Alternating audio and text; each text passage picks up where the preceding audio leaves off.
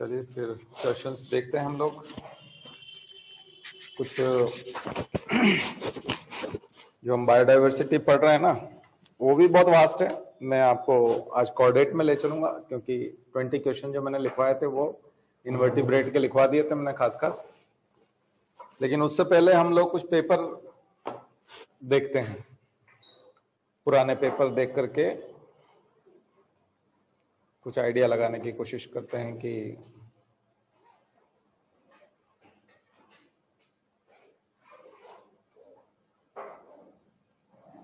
कौन कौन से प्रश्न सामान्यतः पूछे जाते हैं। ठीक है, आइए।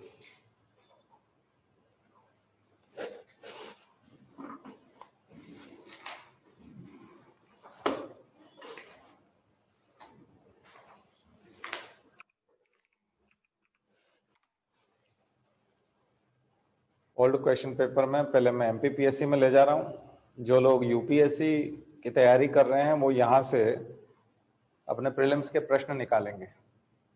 आपके प्रीलिम्स के प्रश्न इसमें से मिलेंगे। मैं यहाँ एमपीपीएससी के मेंस की बात कर रहा हूं, लेकिन यूपीएससी वालों को प्रीलिम्स के मिलेंगे इसमें से। देखिए जरा, तो इंपॉर्टेंट प्रश्न कैसे निकालेंगे। मैं जो सबसे ज्यादा इंपॉर्टेंट कुछ सेक्टर निकाल रहा हूं वो आपको बता रहा हूं। उसमें कुछ होमवर्क भी है और कुछ मैं भी करवाने वाला हूं। एक तो विटामिन, सबसे इंपॉर्टेंट सेक्टर में विटामिन। यहां पूछा है विटामिन सी के स्रोत और इसकी कमी से होने वाली बीमारी, यानी sources of vitamin C and disease caused due to its deficiency. इसकी कमी से कौन सा रोग होता है। इसका मतलब आपको विटामिन की लिस्ट बनानी है और प्रत्येक विटामिन जो है वो क्या काम करता है, उसका काम क्या है और उसकी कमी से कौन सा रोग होता है। ये एक टेबल मिल जाएगी आपको, वो टेबल तैयार करनी है। मैं भी कुछ डिस्कशन करूंगा आपसे, ठीक है ना। तो जब रोगों की बात आती है तो हमने आपको एक तो संक्रामक रोग बताए थे, है ना। आज एक और लिखो, types of disease. Types of disease, संक्रामक रोग और असंक्रामक रोग, दो प्रकार के रोग होते हैं। जो संक्रमित होने वाले रोग होते हैं, जिनसे संक्रमित होते हैं, वो प्रोटोजोआ हो सकता है, बैक्टीरिया हो सकता है, वायरस हो सकता है, हेलमिंथ हो सकता है, फंजाई हो सकता है, कवक। कितने तरह से रोग होते हैं। प्रोटोजोआ से होते हैं, हेलमिंथ से होते हैं, यानी कीड़ों से होने वाले रोग बताए थे आपको। फिर वायरस से होने वाले रोग, वायरल डिजीजेस, बैक्टीरियल डिजीजेस और फंगल डिजीजेस। ये सारी संक्रामक हैं, एक दूसरे में फैलती हैं, ठीक है। फिर असंक्रामक रोग, non communicable diseases, non contagious diseases, इसमें संपर्क में आना जरूरी नहीं है। वो दो हैं, एक है पोषण से संबंधित रोग, न्यूट्रिशन से रिलेटेड, न्यूट्रिशन से रिलेटेड।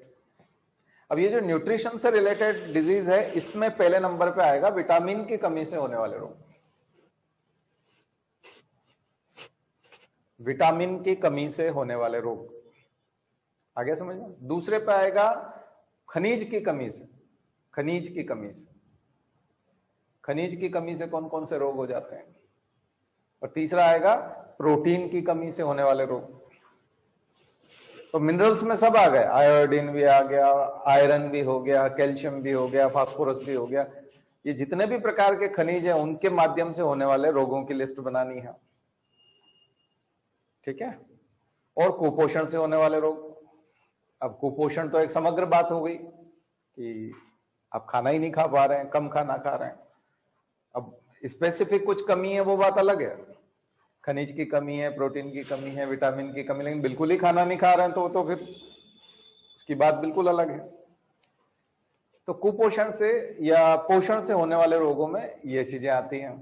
फिर आएगा आनुवांशिक रोग, जो जीन्स के कारण होते हैं, डीएनए में होता है ये रोग। एक तरह से एक पीढ़ी से दूसरी पीढ़ी में फैलने वाले रोग,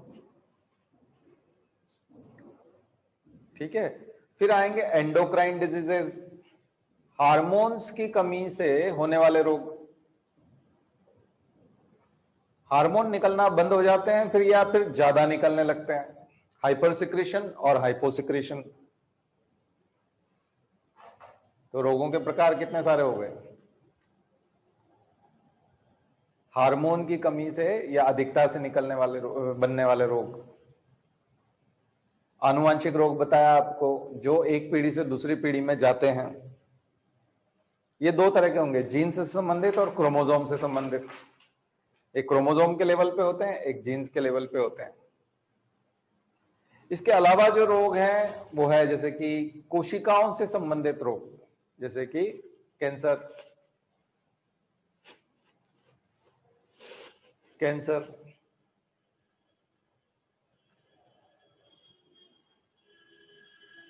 ठीक है। तो मुझे लगता है रोगों के अच्छे खासे प्रकार आपको समझ में ये अगर आपने सबकी टेबल बना ली और पूरा कर लिया तो रोगों से संबंधित कोई भी प्रश्न जो है आपका बन जाएगा और आसानी से उत्तर कर पाएंगे। अब इसमें से कुछ इंपॉर्टेंट चीजें मैं बताऊंगा और कुछ चीजें जो है वो हम लोग बहुत ही स्पेशल टाइप के कुछ रोग हैं जो बहुत ही रेयर डिजीज हैं, उसको हम लोग ना भी करें तो चले नहीं, कॉमन डिजीजेस जो सामान्यतः मिलती हैं, जिनके नाम आप सुनते हो, बीमा वाले भी इसको जानते हैं, जो हेल्थ इंश्योरेंस करते हैं वो भी जानते हैं, हॉस्पिटल वाले भी सब जानते हैं, है ना, और इनका प्रचार भी आपने देखा होगा। तो आप चारों तरफ रोगों पे नजर घुमाओगे तो उसको इनमें से किसी न किसी कैटेगरी में रख पाओगे। किसी भी रोग के आप बताओ जो इन कैटेगरी में नहीं आता, ऐसा कोई रोग हो तो बताओ, तो मैं उसकी कैटेगरी बताता हूं। अब बताओ, आप इमेजिन करो कोई सा भी रोग इनमें रख पाओगे ना, वर्गीकरण में, क्लासिफिकेशन में रख सकते हो इसमें। HIV याद आएगा तो कहां जाएगा, वायरल डिजीज में, क्योंकि वायरस है। TB याद आएगा तो कहां जाएगा, बैक्टीरियल डिजीज में, क्योंकि वो बैक्टीरिया है।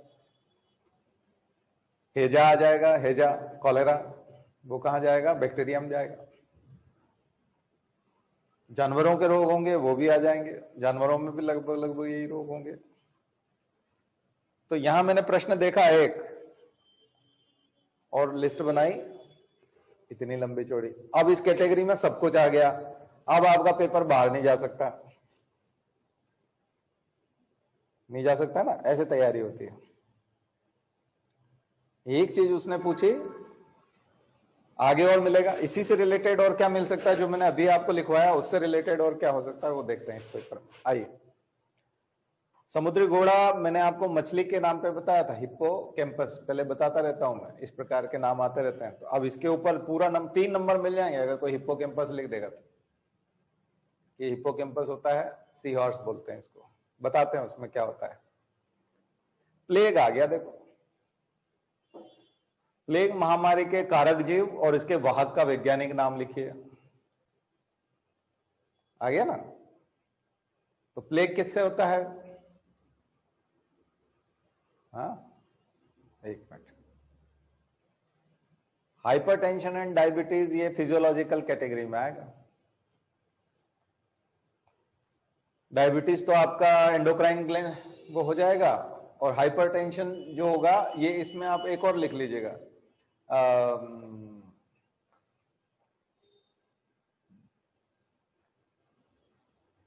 यूं लिख लीजिएगा कि अनियमित दिनचर्या से होने वाले रोग, अनियमित दिनचर्या से होने वाले रोग, तो हाइपरटेंशन हो जाएगा, उसमें डायबिटीज हो जाएगी। लेकिन डायबिटीज वैसे देखा जाए तो हार्मोनल डिजीज है, ठीक है, आ गया समझ में। हाँ, यहां प्लेग महामारी आ गई, देखो अब ये कितने नंबर में पूछ रहा है, 3 नंबर में पूछ रहा है, देखो इसी में। तो सीधा सीधा कारक जीव लिखना है ना, तो उस बैक्टीरिया का नाम लिखना है। आइए देखते हैं, प्लेग,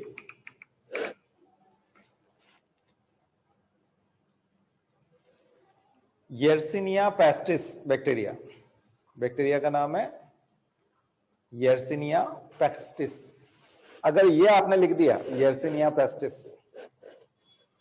ठीक है।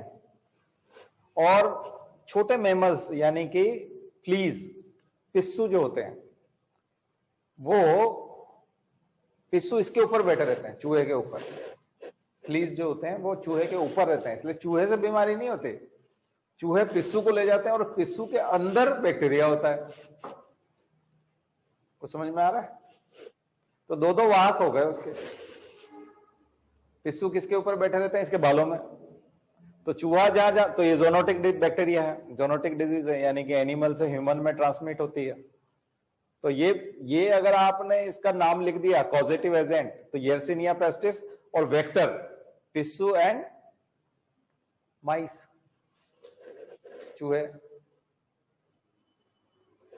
आगे समझ? तो कितने नंबर मिल जाएंगे? 3 नंबर मिल जाएंगे। रेटस, रेटस चूहे का वैज्ञानिक नाम क्या है?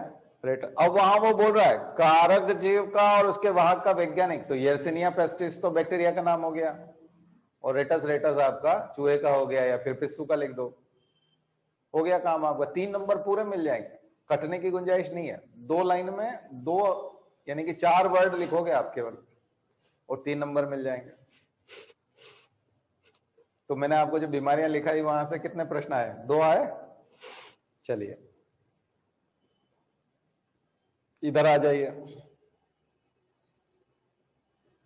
हीमोफीलिया और डायबिटीज, ये 10 नंबर का। डायबिटीज मेलिटस और डायबिटीज इंसिपिडस में भेद स्पष्ट कीजिए, इनके लक्षण और संबंधित हार्मोन का वर्णन कीजिए। फिर आ गया ये हार्मोनल डिजीज है, एंडोक्राइन डिजीज है। एंडोक्राइन ग्लैंड है, अग्नाशय, सॉरी एक्सोक्राइन है ना। तो ये क्या कहलाएंगे? ये नलियों में बहता है ना, पेंक्रियाटिक डक्ट के माध्यम से पहुंचता है हार्मोन इंसुलिन। कहां बनता है? पेंक्रियाज में। पाचक ग्रंथि है, डाइजेस्टिव ग्लैंड है। पेंक्रियाज क्या है? एक डाइजेस्टिव ग्लैंड है, उसमें बनता है। और डायबिटीज इंसिपिडस ज्यादा यूरिन आता है, ये हार्मोन कौन सा निकलता है? वेसोप्रोसिन। पिट्यूटरी ग्लैंड के हार्मोन की कमी से डायबिटीज इंसिपिडस होता है। पिट्यूटरी ग्लैंड, तो अभी आपको ग्लैंड बताएंगे, इसका मतलब ग्लैंड पढ़ना बहुत जरूरी है, तो आपके बहुत सारे सवाल ठीक हो जाएंगे। ठीक है, तो डायबिटीज मेलिटस का मतलब होता है शर्करा, यानी यूरिन में और ब्लड में शर्करा का आ जाना, शुगर का आ जाना, ये होता है डायबिटीज मेलिटस। और दिन भर में बहुत ज्यादा 5 लीटर 6 लीटर यूरिन का निकलना, पोलीयूरिया बोलते हैं उस बीमारी को, वो होता है डायबिटीज इंसिपिडस। इनके लक्षण और संबंधित हार्मोन का वर्णन 10 नंबर दे रहा है, 6 नंबर दे रहा है आपको 100 शब्दों में। कुछ समझ में आ रहा है? तो ये तीसरे पेपर का जमेला मैं आपका निकालना चाहता हूं। मैं चाहता हूं कि इसमें आपको कॉन्फिडेंस आए और ज्यादा से ज्यादा प्रश्नों के उत्तर आप दे सकें, इसलिए मैं पेपर के साथ चलने की कोशिश कर रहा हूं, क्योंकि मैं जो पढ़ा रहा हूं उसके साथ आप पेपर को भी सॉल्व कर पाए। दूसरा हीमोफीलिया, तो एक कैटेगरी और लिख लीजिए, रक्त से संबंधित बीमारियां, ब्लड रिलेटेड डिजीजेस, रक्त से संबंधित बीमारियां।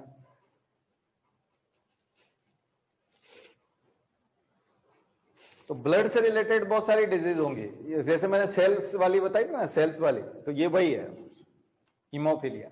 इसमें रक्त का थक्का नहीं जमता, ब्लड कोगुलेंट खत्म हो जाता है। तो हीमोफीलिया के बारे में पूछ रहा है।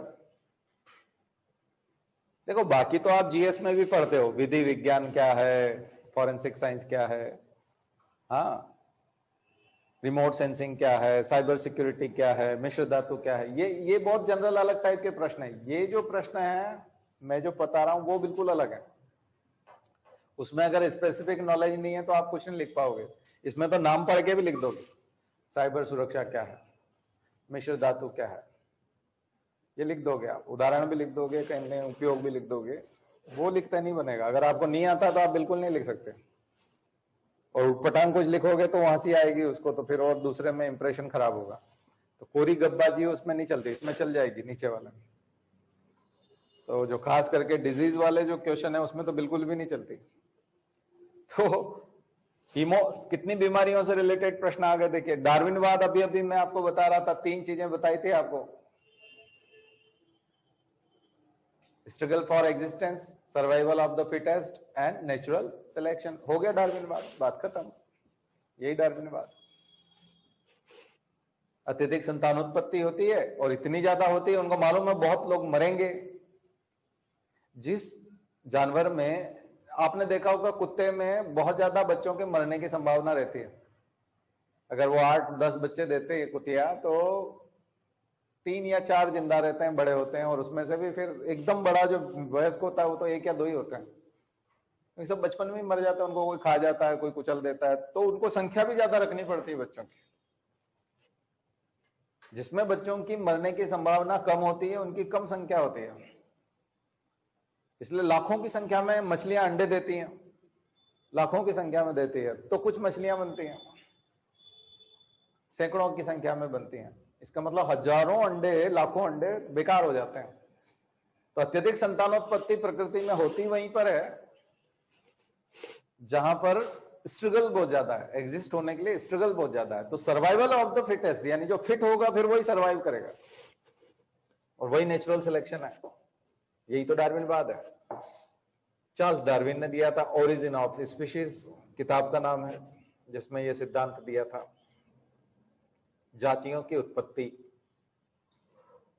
इसका मतलब प्रकृति में संघर्ष है, और यह इवोल्यूशन का सिद्धांत है, यानी विकास का सिद्धांत है, विकासवाद का सिद्धांत है। तो ये डार्विनवाद है। ठीक है, तो मैं आपको पढ़ा चुका हूं उस दिन बहुत अच्छे से। अलग से आपको डार्विनवाद जो है अगर समझना, और मैंने उस दिन बताया भी था। तो यही सवाल जो आपसे बातचीत कर रहे हैं, यही सवालों के रूप में मिलेगा। अब इस आंसर को आप किस रूप में लिख पाते हो वहां पे, ये है। और 60% भी दे पाए ना, मैंने जितना बताया उसका 60% भी आपने दे दिया तो भी आप बन जाओगे, पर 60% तो देना पड़ेगा। जैसे किसी ने कंप्यूटर साइंस में जो है कुछ किया है, एमटेक किया है या कोई डिग्री ली है, तो वो तो साइबर सुरक्षा को पूरा हो सकता है, उसको एक सेमेस्टर में पूरा एक पेपर रहा हो साइबर सिक्योरिटी, है समझ? तो वो तो बहुत अच्छे से डील करेगा। लेकिन आप भी तो करोगे ना उसको, तो आप 60% करो। 60% तो कर ही सकते हो, वो 100% कर देगा। चलो उसने बहुत पढ़ाई की है, उसने 3 महीना पढ़ाई की है, उस पर 2 महीना पढ़ाई की है, तो हो सकता है वो बहुत अच्छा करे। लेकिन आपने भले ही 2 दिन पढ़ा हो, 1 दिन पढ़ा हो, लेकिन साइबर सिक्योरिटी को 60% परफॉर्मेंस तो आपका भी आना चाहिए। ठीक ऐसे ही बीमारियों के ऊपर और बायो के ऊपर 60% परफॉर्मेंस आपका आना चाहिए, चाहे आपने बायो से डिग्री ली है चाहे नहीं ली है। ये कंपटीशन है, यहाँ किसी भी सेक्टर को कमजोर नहीं मानना है।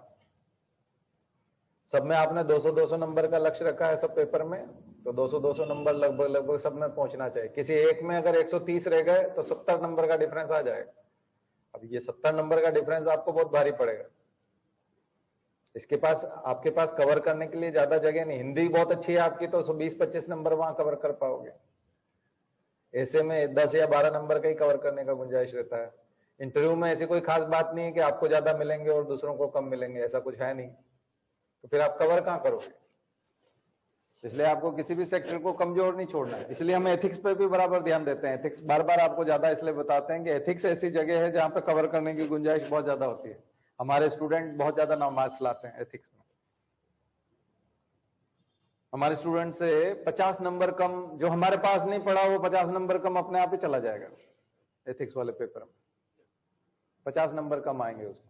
उसका कारण है कि उसने इतनी कहानियां और इतनी केस स्टडी नहीं सुनी, तो अपने आप 50 नंबर पीछे चला जाएगा।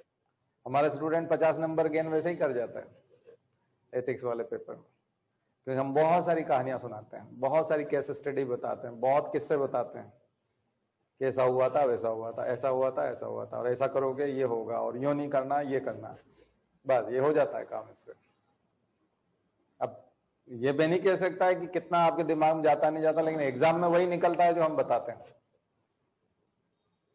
और प्रश्न जो पूछते हैं लगता है कि नहीं एग्जाम में, ये देख के आए अभी देखो मेंस यूपीएससी का, तो ये बता रहे हैं वैसे ही लगता है। जो यूट्यूब पे सुनते हैं बच्चे वो बोलते हैं हमारा भी हो जाता है, उससे काफी हद तक हो जाता है। तो बहुत सारे बच्चे सुनते हैं, कई लोग तो हमको एथिक्स का ही टीचर मानते हैं कि ये एथिक्स बहुत बढ़िया पढ़ाते हैं। बाकी चीजें उन्होंने पढ़ी नहीं ना हमसे, कि वो हम पढ़ाते हैं कि नहीं पढ़ाते। नहीं तो साइंस को ऐसे गिरना कौन सिखाता है? मैंने अभी अभी लिखवा दिया आपको, पूरा सिलेबस गिर गया ना सिलेबस। अब उसे बताओ बीमारियां बाहर जोड़ते जा रहे हैं हम, रक्त संबंधी बीमारियां जोड़ दी, ब्लड वाली। तो haemophilia, sickle cell anaemia, blood cancer यानी कि ल्यूकेमिया। ल्यूकेमिया किसको कहते हैं? ब्लड कैंसर को कहते हैं। तो हीमोफीलिया, थैलीसीमिया, ये सारी बीमारियां रक्त से संबंधित बीमारियां हैं। तो इन सब पे एक एक पैराग्राफ कम से कम लिखना आना चाहिए आपको, है ना। ब्लड रिलेटेड डिजीज, कोशिका संबंधित बीमारी भी कह सकते हैं, क्योंकि या तो आरबीसी से रिलेटेड होगी, या फिर प्लेटलेट से होगी, या फिर डब्ल्यूबीसी से रिलेटेड होगी। तो कार्पसल रिलेटेड हो जाएगी, आरबीसी रिलेटेड हो जाएगी। ठीक है, चलिए। तो ये तो हो गए इस प्रकार की बीमारियों के वर्णन। मैंने आपको मधुमक्खियां कल बताया था, एपीकल्चर, एपिस मेलिफेरा। तो मधुमक्खियों का पूछ लिया उसने, देखो 15 नंबर पे। तो आपका वही वेगल डांस और कॉल वॉन फ्रिश, नोबेल प्राइज बताए थे ना कल। तो 3 प्रजातियां होती हैं मधुमक्खियों की। अगर तीनों लिखोगे तो विभिन्न प्रजातियों के नाम लिखने, Apis mellifera, Apis indica, Apis dorsata, 3 जातियां लिखनी है। एपिस इंडिका मधुमक्खी जो है वो भारतीय मधुमक्खी है, जो हमको काटती है और मुंह सुझा देती है हमारा। किसी का एक्सपीरियंस है कि नहीं मधुमक्खी काटने का? है ना, डंक रहता है उसमें और मुंह सूज जाता, आंख के नीचे होते तो आंख बंद हो जाती है, होठ के वहां हो जाता है तो बड़े होठ वाला आदमी हो जाता है। तो वो जो है मधुमक्खी जो हमको काटती है, जिसका एक्सपीरियंस आपने लिया है, वो है एपिस इंडिका। एपिस डॉर्सेटा वो होती है जो जंगली मधुमक्खी होती है, और वो बहुत बड़ी साइज होती है उसकी, और पुरानी बिल्डिंग्स में ऊपर होती हैं वो, पेड़ों पे भी बहुत ऊंचाई पे होती है, उसकी साइज बहुत बड़ी होती है। उसका यदि आप शहद निकालने जाएंगे तो 10-10 किलो तक शहद निकलता है एक ही छत्ते में, और उसकी साइज भी बहुत बड़ी होती है। मधुमक्खी का हाइव जो होता है, छत्ता, उसकी साइज भी बहुत बड़ी होती है, और मधुमक्खी की साइज भी बहुत बड़ी होती है। और अगर वो काट ले तो फिर हालत भी खराब हो जाती है, हॉस्पिटलाइज करना पड़ता है। वो है एपिस डॉर्सेटा। एपिस डॉर्सेटा जंगली मधुमक्खी। इंडियन जो है वो है एपिस इंडिका। लेकिन जो मधुमक्खी पालन होता है, जो एपीकल्चर करते हैं किसान लोग डब्बे लगा करके, वो करते हैं एपिस मेलिफेरा का। वो यूरोपियन मधुमक्खी होती है, छोटी साइज की होती है, शहद काफी होता है, और उसको पालना आसान है।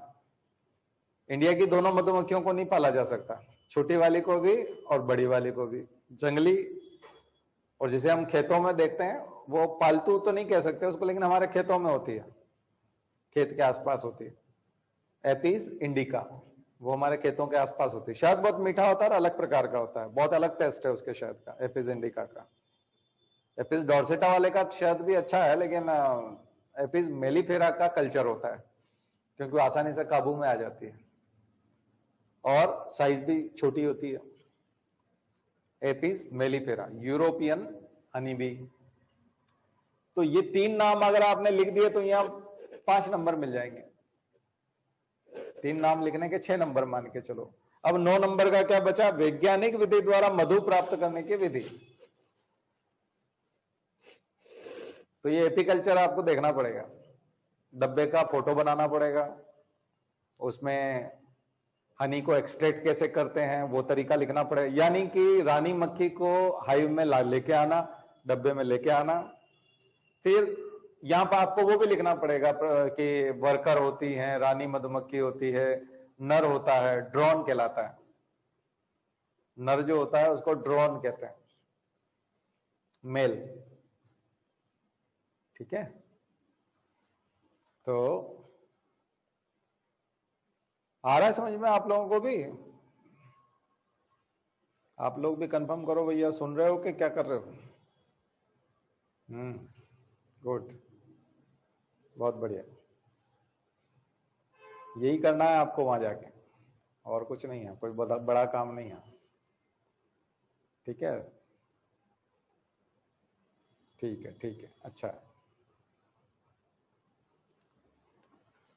तो वो आपको पूरा प्रोसेस लिखना पड़ेगा कि कैसे छत्ता बनता है, कितनी हाइट पे रखा जाता है, खेतों में कहाँ रखते हैं, कितनी दूरी पे रखते हैं, ये याद करना पड़ेगा आपको, मधुमक्खी पालन। ठीक है, और पानी के सोर्स से कितना दूर होना चाहिए, फूल कितनी दूर होने चाहिए, और फूलों के आसपास है तो बहुत बढ़िया। और फिर उसको हार्वेस्ट कैसे करते हैं, टूल्स और टेक्निक्स फॉर हार्वेस्टिंग। टूल्स कौन कौन से होते हैं? चाकू होता है, उसके लिए एक नाइफ होता है जिससे खुरच करके छत्ते को साफ किया जाता है, उसमें से शहद एक्सट्रैक्ट करते हैं, फिर उसका प्रोसेसिंग करते हैं, और फिर उसका मार्केटिंग करते हैं। तो ये पूरा प्रोसीजर है। तो ये आप पूरा लिख देंगे तो 15 नंबर का है, काफी अच्छा नंबर। पर्यावरण प्रदूषण को परिभाषित करना है, और वायु प्रदूषण के विभिन्न स्रोत, और वो मैंने आपको लिखवाए थे उस दिन, वो यहां आप उत्तर दे सकते हो। जैव विविधता से क्या तात्पर्य है, ये हमने आपको अच्छे से बताई दिया। आपकी biodiversity, animal biodiversity and plant biodiversity. ये दिवस कब मनाते हैं ये भी बताया था। पारिस्थितिक तंत्र में प्रसार और जीनोम संवर्धन के लिए उपयोगी तकनीकों का वर्णन करना है। ऊर्जा के विभिन्न गैर परंपरागत स्रोतों के नाम लिखना है, और 3 का विस्तृत वर्णन करना है। यानी अब आपको सबसे पहले तो लिस्ट बनानी है कि जो ये non conventional sources of energy हैं वो हैं कौन कौन, उसकी लिस्ट बना देनी है। 8-10 तरह के हैं, उसमें से 3 का वर्णन करना है। तो वही सौर ऊर्जा, पवन ऊर्जा और जल ऊर्जा को तो नहीं ले सकते, कन्वेंशनल में आ गया वो, हालांकि है रिन्यूएबल हाइड्रो एनर्जी, लेकिन वो किस में चला गया, कन्वेंशनल हो गया। क्योंकि कुछ चीजें जो है वो आज से 50 साल पहले, 70 साल पहले वो नॉन कन्वेंशनल था, लेकिन अब क्या हो गया, वो कन्वेंशनल हो गया, यानी परंपरागत हो गया, क्योंकि हमने तो परंपरा बना ली है उसकी। ठीक है, तो ऐसे किन्हीं 3 का आप उदाहरण लिख सकते हैं, 3 में दे सकते हैं। और सिम्पसन इंडेक्स बहुत फेमस होता है, अगर आप तो नहीं जानते, थोड़ा रिसर्च लेवल का पूछ लिया इसने, स्टेटिस्टिक्स पे पूछ लिया। दरअसल जो भी बायोलॉजी में, बॉटनी में, जोलॉजी में पीजी करता है या रिसर्च करता है, एमफिल करता है या पीएचडी करता है, तो उसको सिम्पसन इंडेक्स की जरूरत पड़ती, जनरली उसकी जरूरत नहीं पड़ती। तो ये तो प्रश्न मुझे लगता है सामान्य लोग नहीं बना पाएंगे, क्योंकि हर कोई नहीं बना पाता। ये डाइवर्सिटी इंडेक्स होता है, वैसे कभी भी देखोगे तो एनिमल डाइवर्सिटी के लिए भी अभी यही है। अभी मान लिया जाए ज़ूनोटिक डिजीज, अभी तो हम बर्ड फ्लू वाली कोवे मर रहे हैं, मोर मर रहे हैं, तरह तरह का, तो उसमें सिम्पसन इंडेक्स काम आएगा। अगर आप इस बर्ड फ्लू का रिसर्च करने के लिए जाएंगे तो आपको सिम्पसन इंडेक्स की जरूरत पड़ती है, क्योंकि तरह तरह के स्पीशीज में हो रहा है ना, ये बायोडाइवर्सिटी में हो रहा है। तो अभी मुझे लगता है ये बहुत स्पेसिफिक हो जाएगा, और ये जिसने भी पूछा है वो मुझे लगता है वो बायो का बहुत, उसको ये नहीं पता कि सबको नहीं पता होता, उसने बायो सिवा कुछ पढ़ा ही नहीं, जिंदगी में जाना ही नहीं है, इसलिए वो ये सब पूछ बैठा। उसको कह दिया बायो वाले को तुमको बायो का पेपर बनाना है, तो उसने बायो का ही बना दिया। ठीक है, ये 2018 का पेपर था, अभी मेंस होने जा रहा है, मैं फिर गिनाने वाला हूँ। जो आगे की 2020 की परीक्षा में बैठेंगे ना मेंस में, अभी 2019 का पेपर आएगा, मैं फिर 3rd पेपर लेके बैठूंगा, उस दिन भी आप यहाँ रहोगे, आपको दिखाऊंगा कि क्या आया है और कहाँ से आता है। ठीक है, और हम लोगों ने डिस्कस किया वो कितना सारा है। बस ये है कि जिस समय डिस्कस कर रहे हैं उस समय आप असहमत होते हैं, पता नहीं क्या पढ़ा रहे हैं, ऐसे थोड़ी आता है। लेकिन एग्जाम में देने के बाद में सब मान जाते हैं कि नहीं यही तो आता है। अब यही समस्या है, एग्जाम देने के बाद तो हर आदमी मान जाता है। हम चाहते हैं पहले आप सहमत हो, विश्वास करके पहले सहमत हो जाओ कि हम जो बता रहे हैं वही आ रहा है, तो फायदे में रहोगे। पहले सहमत होने में आपकी भलाई है, नहीं तो मेरी तो भलाई है ही है, मुझे क्या करना है। मेरे को शाबाशी भी दे दो, कल से कोई बहुत बड़ा अवार्ड भी दे दो कि बहुत अच्छा बताते हैं और सारा परीक्षा में आता है, मुझे उसे मैं नाच थोड़ी सकता उसको लेके, मुझे क्या करना है? मुझे तो मालूम है ये आता है, इतने सालों से पढ़ा रहा हूँ। मैंने सबको रोते गाते हुए देखा, परीक्षा से पहले सब रोते गाते हैं, परीक्षा के बाद सब बोलते हैं सर वो कब आया जो आपने बताया, पहले बोलते सर ये कोई आता थोड़ी है, आप पता नहीं क्या तो बताते हो। मतलब ये बड़ी, मेरे को हर साल नाराजगी झेलनी पड़ती है स्टूडेंट्स की, हर साल नाराजगी झेलो और बाद में सब धन्यवाद देने आते हैं और मुस्कुराते रहते हैं, सर वही आया था। मतलब बड़ी अजीब इच्छा होती है उसको पीटो साले को। देखो पहले बता रहे थे तो समझ में आ नहीं रहा था, बाद में बोलता नहीं आता यही है, आप सही बताते हो। तो ये इसका क्या करें बताओ, कुछ नहीं कर सकते। वही है कि कोई डॉक्टर दवाई देने जा रहा है, आप उसको मारने दौड़ रहे हो, बोले ऐसी दवाई दे रहे हो, ये है वो है, फिर लास्ट में ठीक हो जाते हो, बोले मेरी तो सारी बीमारी ठीक हुई, आप तो बहुत अच्छे डॉक्टर, आपने सही दवाई दी थी। अब वो ना तो हंस सकता है ना रो सकता है, कुछ नहीं कर सकते। ठीक है, चलिए खैर कोई बात नहीं। अब ये तो हमको पता है, इसलिए हम उद्विग्न नहीं होते, हम परेशान भी नहीं होते हैं, क्योंकि हमको पता है कि उसका रिजल्ट क्या आना है। ठीक है, बस ये है कि वो जो बाद में जो श्रद्धा पैदा होती है, अगर वो पहले से कर ली जाए तो प्रॉब्लम ही सॉल्व हो जाएगी। उस समय में वो क्या करते हैं, हमने होमवर्क दिया, वो हमने किताब दी, हमारा नोट्स नहीं पढ़ेंगे, हमारा होमवर्क नहीं करेंगे, चुपके से मार्केट से कोई किताब करके लाएंगे, 60% उसमें देंगे, 40% इधर देंगे, परीक्षा में फिर वो 40% में से ही काम में आता है और उससे लाज रहती जैसे तैसे, और फेल हो गए तो बोलते हैं काश ये कर लिया होता, ये तो बहुत सारे ही आ गया था। और वो 60% में बहुत दिमाग लगाते हैं उधर, उसमें ज्यादा एनर्जी लगाते हैं। 100% कोई, मेरे को कोई ऐसा स्टूडेंट मिल जाए ना कि आप कहोगे वैसा मैं करूंगा, मैं उसको आईएएस बना दूंगा 1 साल में, 11 महीने पढ़ ले मेरे से कोई, 11-12 महीने बस, और बोल देगा आप कहोगे वो करूंगा मैं, बस उसके अलावा कुछ नहीं करूंगा, आपके भरोसे हूं। फिर मैं भी ख्याल रखूंगा उसको, मेरे भरोसे है तो मैं उसको ध्यान रखूंगा, हर बार रोज का रोज ध्यान रखूंगा कि इसके पास काम है कि नहीं है, आज क्या किया है इसने। कोई माने तो सही बात, मानते नहीं। मैं 24 साल हो गए ढूंढते ढूंढते, ऐसा कोई विद्यार्थी नहीं मिला मुझे आज तक, खोज रहा हूं मैं, किसी दिन कोई विद्यार्थी मुझे मिल जाए ऐसा जो बोले कि मैं वही करूंगा जो आप कहोगे, मैं आईएएस बना दूंगा उसको, पक्का बता रहा हूं। रोज काम दूंगा, रोज देखूंगा मैं उसका काम कि उसने वो किया कि नहीं, कलेक्टर बन जाएगा सीधा कहीं कुछ 1 साल के अंदर, बस रोज का रोज मेरे को काम बताए और मैं रोज उसको काम सौंपूं, अपनी अकल ना लगाए, वो ऑब्जेक्शन ना लेके ये क्यों दे रहे हो, ये तो कोई दूसरे तो देते नहीं, इसका मतलब तुम दूसरों के वीडियो सुनते हो, तो बस फिर गेम खत्म हो गया, फिर भटके तो फिर हमारे नहीं, फिर हम कुछ नहीं कर सकते। बहुत आसान है आईएएस बनना, बहुत आसान, उसका रास्ता हमको पता है। और बिल्ली से भाग से चीका फूटा होता है ना, वैसा ही है पूरा। यानी बिल्ली ऊपर छींके की तरफ देख रही और अचानक से वो फूट गया, काम हो गया, मतलब मिल गया मक्खन खाने को, जो चाहिए था वो मिल गया। क्यों, वो तो मिल नहीं सकता था, नहीं, लेकिन भाग है ना, फूट गया बस, तो उसके भाग खुल जाएंगे। पर वो मानते नहीं, मुझे मालूम है ऐसा स्टूडेंट मिलना बहुत मुश्किल है। आते हैं, हर साल आते हैं, मैं 24 साल, हर साल स्टूडेंट मेरे पास, 24 साल पहले भी करीब 45-46 स्टूडेंट बैठे हुए थे सामने, ऐसे लगभग यही समय रहा होगा। उस दिन में यही बात बोल रहा था, 24 साल पहले भी यही बात बोली थी। हर व्यक्ति अपनी अकल लगाता, मैं बोलता हूँ रोज 3 घंटा लिखो, 2 घंटा लिखेंगे, आधा घंटा लिखेंगे, फिर 3 दिन नहीं लिखेंगे, रोज 3 घंटा कोई लिखता ही नहीं है।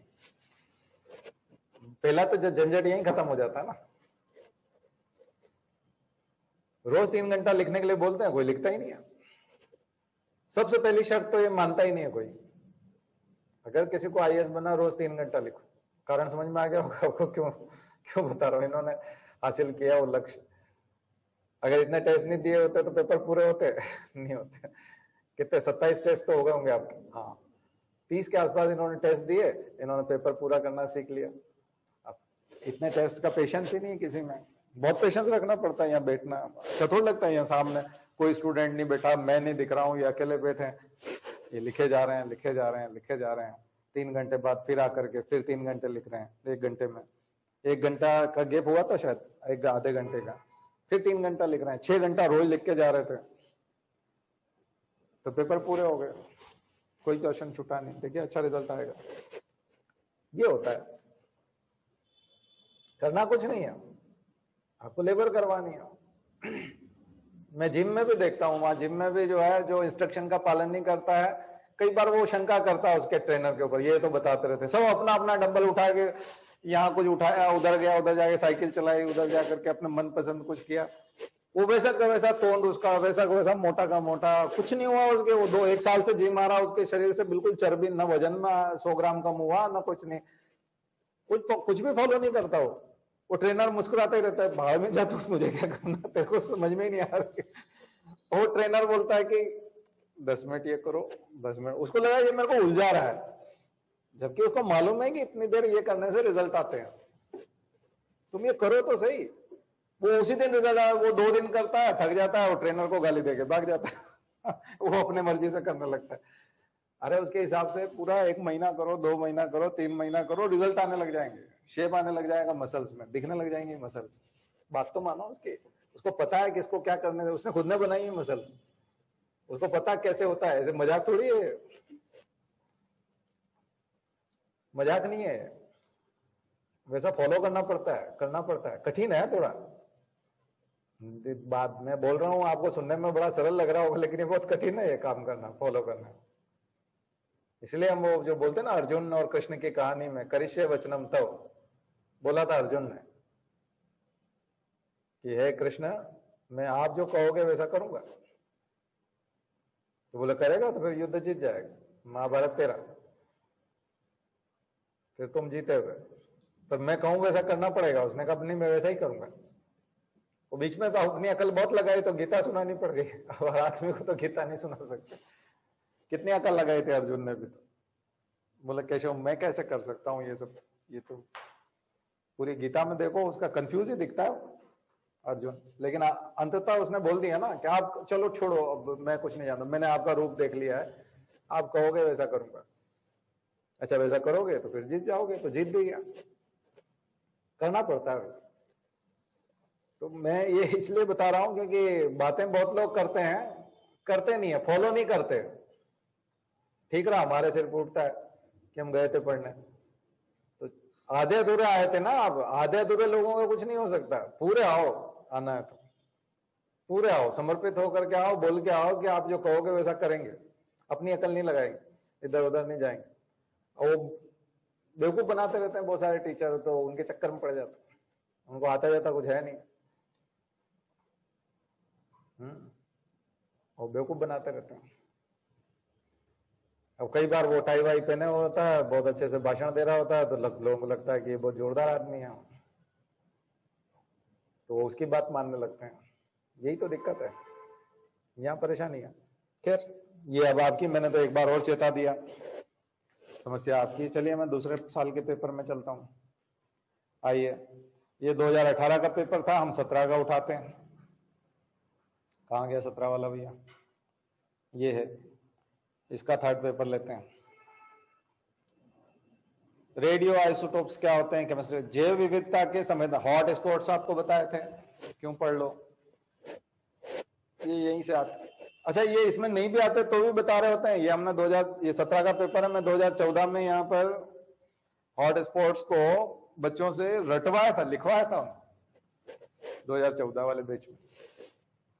ये फिर एलॉय आ गया, ये डीएनए फिंगरप्रिंटिंग में बोलता रहता हूं आपको, बायो से आने वाले। बर्ड फ्लू और स्वाइन फ्लू में अंतर, ये नहीं पूछ रहा, अंतर नहीं पूछ रहा, बर्ड फ्लू क्या है और स्वाइन फ्लू क्या है। ऑर्गेनिक फार्मिंग, गोल्डन राइस हम लोग बोलते रहते हैं, ठीक है। ये अंतःस्रावी तंत्र के बारे में संक्षेप में लिखिए। ये आ गया ना एंडोक्राइन सिस्टम, फिर आ गया एंडोक्राइन सिस्टम, इसमें आप सब लिख दीजिए, डायबिटीज भी आ जाएगा, इसमें सब कुछ चीजें आ जाएंगी। ये एंडोक्राइन सिस्टम आ गया। ये ग्रीन केमिस्ट्री आपसे पूछा था, एपीजे अब्दुल कलाम का योगदान, और जैव विविधता फिर आ गया, बायोडायवर्सिटी। मध्य प्रदेश के विशेष संदर्भ में मैंने आपको कहा था, मध्य प्रदेश एक ऐसा राज्य है जिसने जैव विविधता मंत्रालय बनाया हुआ है, बायोडायवर्सिटी मिनिस्ट्री है हमारे यहाँ मध्य प्रदेश में। भारत के किसी प्रदेश में बायोडायवर्सिटी मिनिस्ट्री नहीं है, मध्य प्रदेश सरकार ने बायोडायवर्सिटी मिनिस्ट्री बना रखी है, मंत्रालय बना रखा है। जैव प्रौद्योगिकी और सामाजिक विकास, सोशल डेवलपमेंट है ना, तो बायो का चीजें देख रहे हैं हम लोग खास करके, ठीक है। तो ये चीजें जो है ये फिर आइए पेपर देखते हैं 2016 का, 15 तक के पेपर हैं, 14 का मेरे पास रखा हुआ है, मैं मेल पे डाला है मैंने, आपको भी मिल जाएगा चाहिए तो ले। ये आ गया पार्थिनोजेनेसिस। फिर बायो, ये जो मधुमक्खी आपको बताई ना, इसमें पार्थिनोजेनेसिस होता है। बिना फर्टिलाइजेशन के वयस्क बन जाते हैं, यानी फीमेल ही अंडा देती है, मेल की जरूरत ही नहीं है, जैसे क्लोनिंग में बताया था मैंने आपको। तो जब विदाउट फर्टिलाइजेशन जीव बन जाता है तो उसको बोलते हैं पार्थिनोजेनेसिस। पार्थिनोजेनेसिस की घटना समझ में आ गई क्या होती है? पार्थिनोजेनेसिस मतलब विदाउट फर्टिलाइजेशन। तो ये जो मधुमक्खियों में 3 जातियां होती है, 3 जो वो होती हैं, यानी कि नर जिनको ड्रोन कहते हैं, फीमेल 2 तरह की होती हैं, एक वर्कर और एक रानी मधुमक्खी, क्वीन। तो जो क्वीन होती है वो फर्टिलाइजेशन करती है और ड्रोन के साथ फर्टिलाइजेशन होता है। तो ड्रोन होते हैं वो तो मेल होते हैं, वो फर्टिलाइज्ड होते हैं, क्योंकि विदाउट फर्टिलाइजेशन तो मेल बनना संभव नहीं है। रानी मधुमक्खी भी फर्टिलाइज्ड होती हैं, लेकिन जो वर्कर्स होते हैं वो अनफर्टिलाइज्ड होते हैं, वो फर्टिलाइज्ड नहीं होते। फर्टिलाइज नहीं होते तो क्या मतलब हो गया? वो रिप्रोडक्शन नहीं कर सकते, वो किसी लायक नहीं है, वो सिर्फ काम करते हैं। चींटियों में भी होता है, दीमक में भी होता है, मधुमक्खी में भी होता है, तीनों में पार्थिनोजेनेसिस होता है। खास करके मधुमक्खी उदाहरण दे सकते हो। पौधों में जब ऐसा होता है तो उसको बोलते हैं पार्थिनोकार्पी। पौधों में ऐसे फल होते हैं जो बिना प्रजनन के फल बन जाता है, उसको बोलते हैं पार्थिनोकार्पी। अंगूर पे कौन सा हार्मोन छिड़क देते हैं तो पार्थिनोकार्पी हो जाती है। एक हार्मोन का छिड़काव होता है, प्लांट हार्मोन का। Which hormone responsible for this? Anybody? आप में से बताओ भैया, ऑनलाइन वाले। पार्थिनोकार्पी के लिए जिम्मेदार हार्मोन कौन सा है? What are plant hormones? How many plant hormones do you know? Yes, gibberellin, cytokinins, abscisic acid, yes, auxins क्या कहलाते हैं? ऑक्सिन्स। तो पार्थिनोकार्पी के लिए कौन है?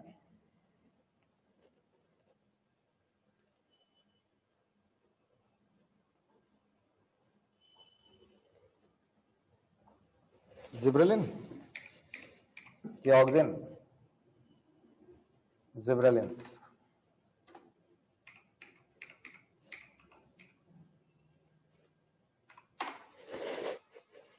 Gibberellic acid induced parthenocarpic Honey crisp apples. तो एप्पल में यदि सीड गायब हो जाए तो कितना अच्छा रहे?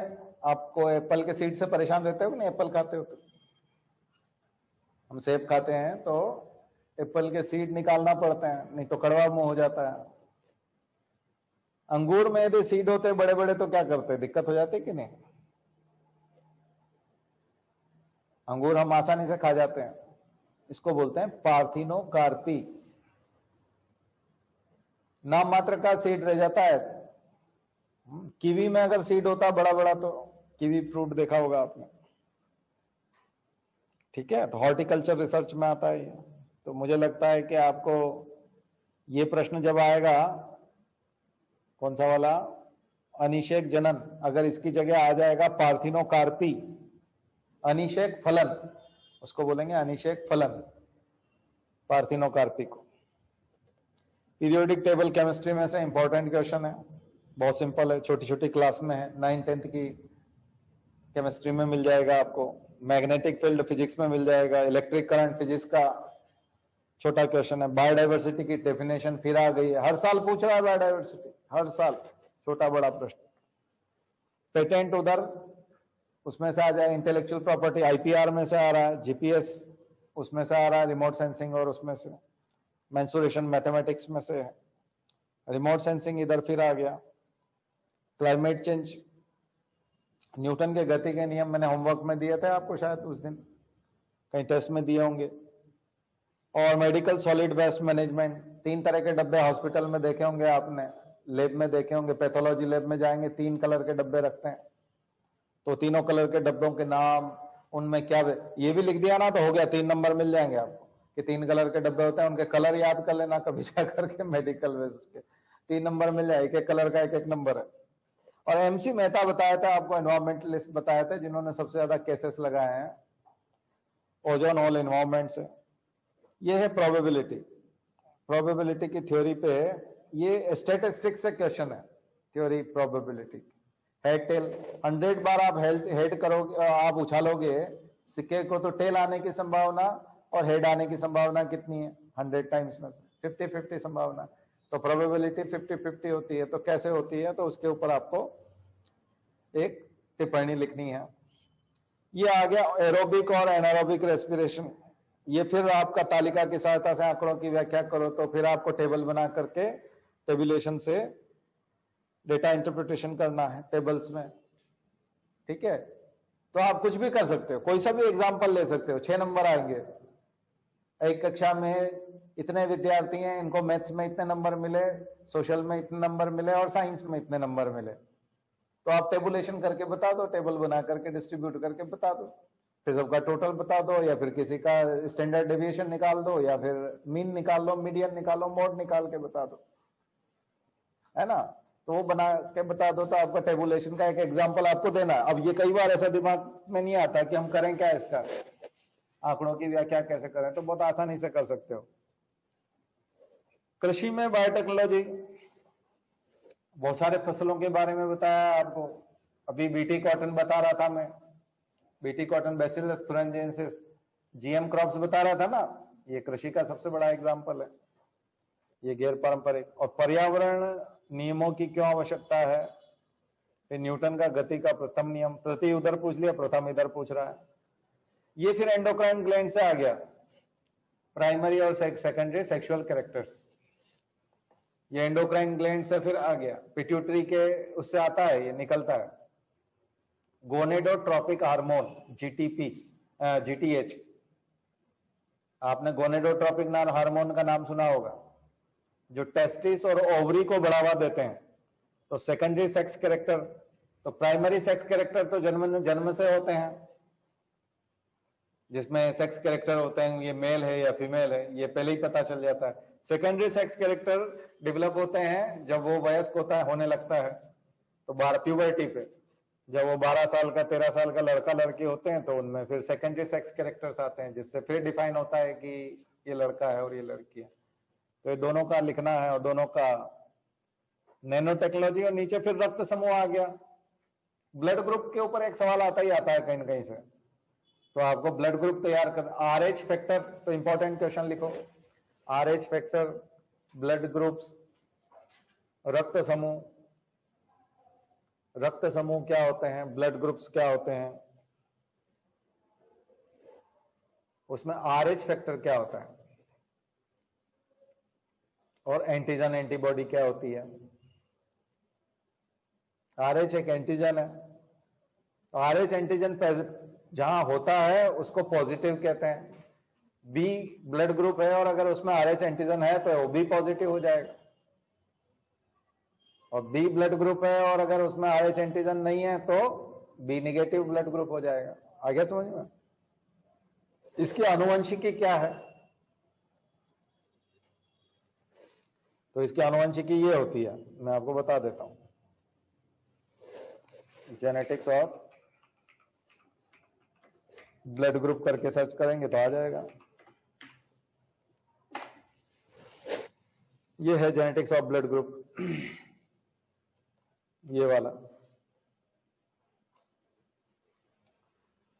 अगर मदर ए ब्लड ग्रुप वाली है और फादर ए ब्लड ग्रुप वाले हैं तो ये ए एंटीजन होता है, तो संतान की जो संभावना है वो क्या होती है। ठीक है, मैं और अच्छे से बता देता हूं, एक मिनट। ये वाला नहीं, ये नहीं, ये वाला, ये मदर के ब्लड ग्रुप है और ये फादर के ब्लड टाइप है। इसको अच्छे से देख लो और इस टेबल को दिमाग में बिठा लो। इसके सवाल भी आ जाते हैं, प्रीलिम्स में भी आ जाते हैं, कई बार प्रीलिम्स में आ जाते हैं। तब क्या करना है, तो कौन कौन सा बच्चा पैदा हो सकता है। यदि माँ का ब्लड ग्रुप ए है और पिता का ए है तो या तो बच्चे का ए होगा या फिर ओ होगा। आगे समझ आया? तो पहला टेस्ट तो यही हो सकता है कि ये बच्चा इनका है कि नहीं। उसके लिए डीएनए फिंगरप्रिंटिंग करने की जरूरत नहीं है। मान लीजिए बच्चे का बी आ गया तो इसका मतलब ये इन दोनों की संतान नहीं है, क्योंकि ए मदर और ए फादर का बच्चा कभी भी ए और ओ का ही होगा। अगर बी है या ए बी है तो इसका मतलब ये उनकी संतान नहीं है। यही क्लियर हो जाएगा। तो ब्लड ग्रुप से ही पता चल जाएगा कि उसकी संतान नहीं है। जेनेटिक इंजीनियरिंग में तो उधर आपको जाके डीएनए फिंगरप्रिंटिंग करना पड़ेगी, वो फिर बाद में बताएंगे। वो तो बहुत बड़ा कठिन काम, ये तो लोकल लैब में पता चल जाएगा। और कई बार तो सबके उसमें लिखा रहता है ना, लाइसेंस में लिखा रहता है और स्कूल के कार्ड में भी लिखा रहता है कि ब्लड ग्रुप कौन सा है।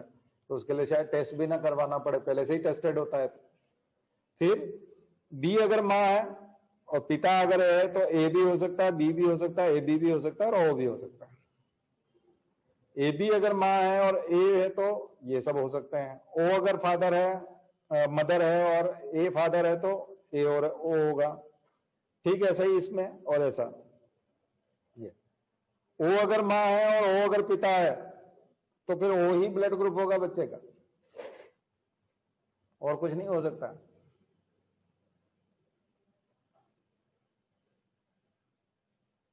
ठीक है, उसमें कोई संभावना ही नहीं है। तो ये टेबल याद कर लो। तो ब्लड ग्रुप क्या होते हैं ये समझ में आ जाएगा आपको। और ब्लड ग्रुप की ये है ब्लड ग्रुप की आनुवंशिकी, जेनेटिक्स ऑफ ब्लड ग्रुप, इसको बोलते हैं जेनेटिक्स ऑफ ब्लड ग्रुप। और ब्लड ग्रुप कितने प्रकार के होते हैं, तो ये 4 प्रकार के होते हैं। अब इनमें क्या क्या होता है तो ये मैं बता देता हूं। देखो ये मैं अगर मैं कुछ भी पढ़ाऊंगा तो फिर शायद आपको टाइम लग जाएगा, इसलिए मैं चाहता हूं कि आप थोड़ा स्पेसिफिक जान करके अपना काम निकालने और होमवर्क करने में लग जाए। एक ये टेबल याद कर लो तो ब्लड ग्रुप वाले सारे सवाल ठीक हो जाएंगे। जो ब्लड टाइप ए बी होता है उसमें एंटीजन दोनों होते हैं, ए एंड बी दोनों एंटीजन होते हैं, एंटीबॉडी नहीं होती उसमें। इसलिए इसको ब्लड कौन दे सकता है, ए बी ब्लड दे सकता है। ठीक है, ये ए बी को ब्लड दे सकता है। बस किसको दे सकता है, ये can give blood A B को। यानी ए बी वाला सिर्फ ए बी को ही ब्लड दे सकता है। क्यों? क्योंकि उसके पास दोनों एंटीजन है। ये दोनों एंटीजन जाकर के वायरस का काम करेंगे। अगर ए वाले को दे दिया तो वायरस जैसे जाता है तो होस्ट का ब्लड घबरा जाता है, क्योंकि दो एंटीजन लेके जाएगा ए और बी। तो होस्ट का जो ब्लड है वो कहेगा ये क्या झंझट आ गया है, कौन है ये, एंटीजन आ गए मतलब वायरस आ गया एक तरह से। फॉरेन मटेरियल, एंटीजन मतलब फॉरेन मटेरियल। एंटीजन का मतलब होता है फॉरेन मटेरियल, और फॉरेन मटेरियल देख करके विदेशी आक्रमण मानता है ब्लड अपने ऊपर। ब्लड अपने ऊपर आप विदेशी आक्रमण मानता है कि ये तो आक्रमण हो गया, तो वो एंटीबॉडी बनाने लग जाएगा, तो डेथ हो जाएगी। क्योंकि आप तो ब्लड चढ़ा रहे हो तो बूंद बूंद जाया जा रहा है उसमें तो, और विदेशी आक्रमण उसको, तो फिर तो पूरा ही ब्लड कंफ्यूज हो जाएगा, क्योंकि एंटीजन है, एंटीबॉडी उसमें है नहीं। तो ये ले किससे सकता है, ये किसी से भी ले सकता है, क्योंकि उसके पास कोई एंटीबॉडी नहीं होती, इस टाइप की कोई एंटीबॉडी नहीं होती। इसलिए ए बी से भी ले लेगा, बी ए से भी ले लेगा, बी से भी ले लेगा और ओ से भी ले लेगा। तो इसको यूनिवर्सल रेसिपिएंट कहते हैं। किसको? ए बी को। ये सभी से ग्रहण कर सकता है, ए बी वाला इन सब से ग्रहण कर सकता है from. Can receive blood from A, AB, B और O।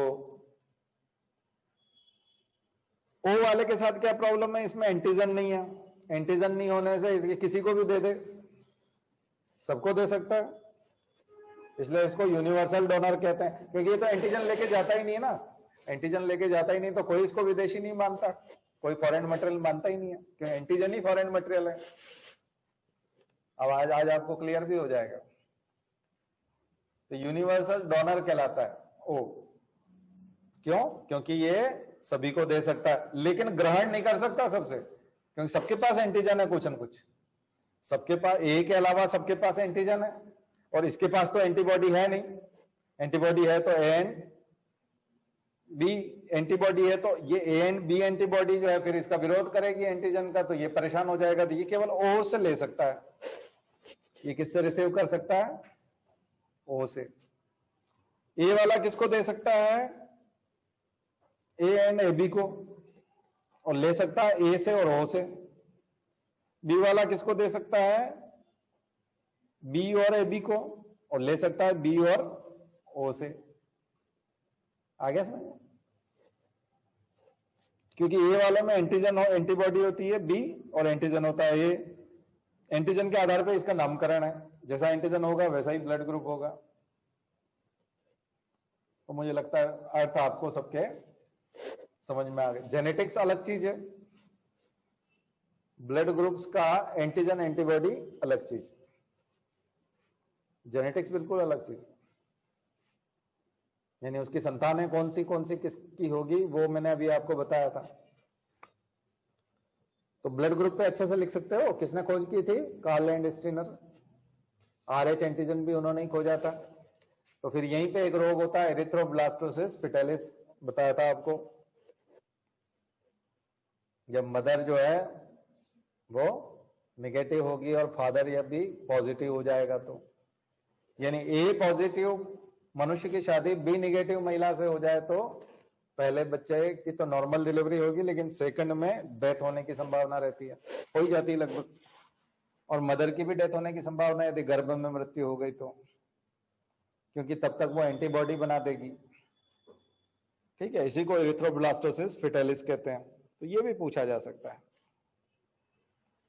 तो मुझे लगता है आपको रक्त समूह पर लघु टिप्पणी मतलब 100 शब्दों में आराम से आप अब लिख सकने लायक हो, है ना। पर ये है ना, रटना पड़ता है थोड़ा।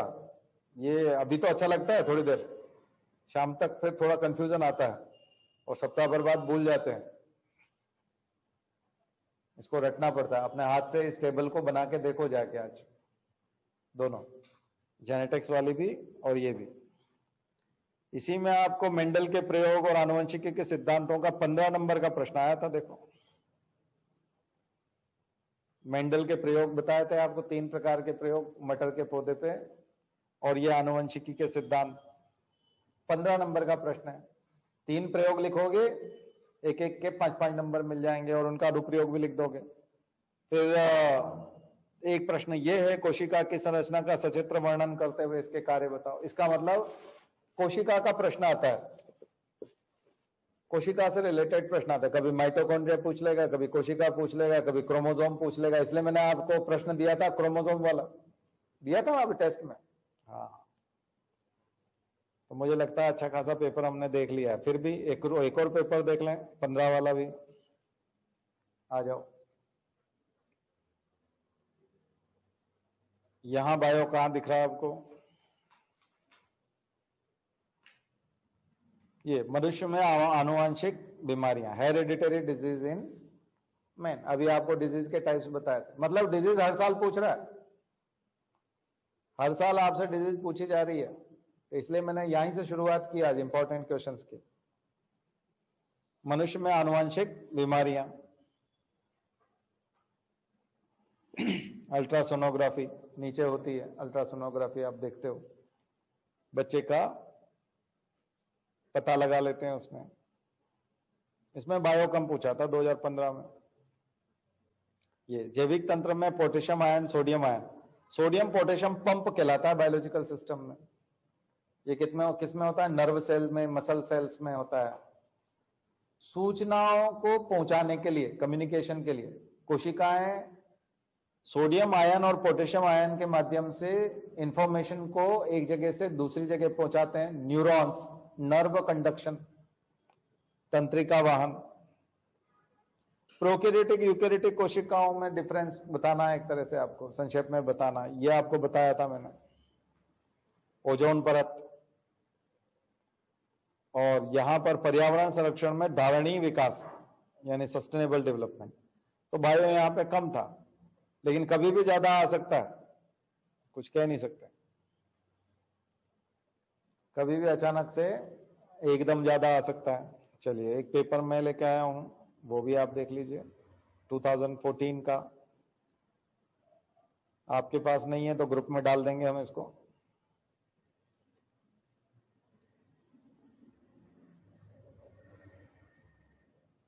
नेट पे भी मिल जाएगा आपको, मैंने वहीं से लिया है, कहीं से, पता नहीं कोई साइट पे था।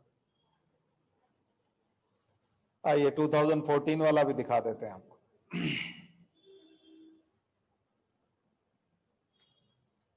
दिख रहा है आपको?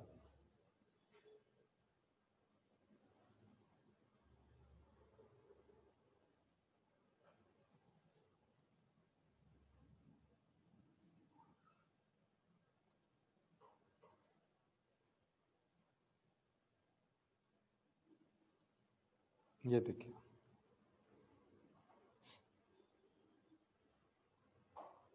आइए यहां पे बायो देखने की कोशिश करिएगा। यहां पे भी कम पूछा। एक तो ये है जीनोम,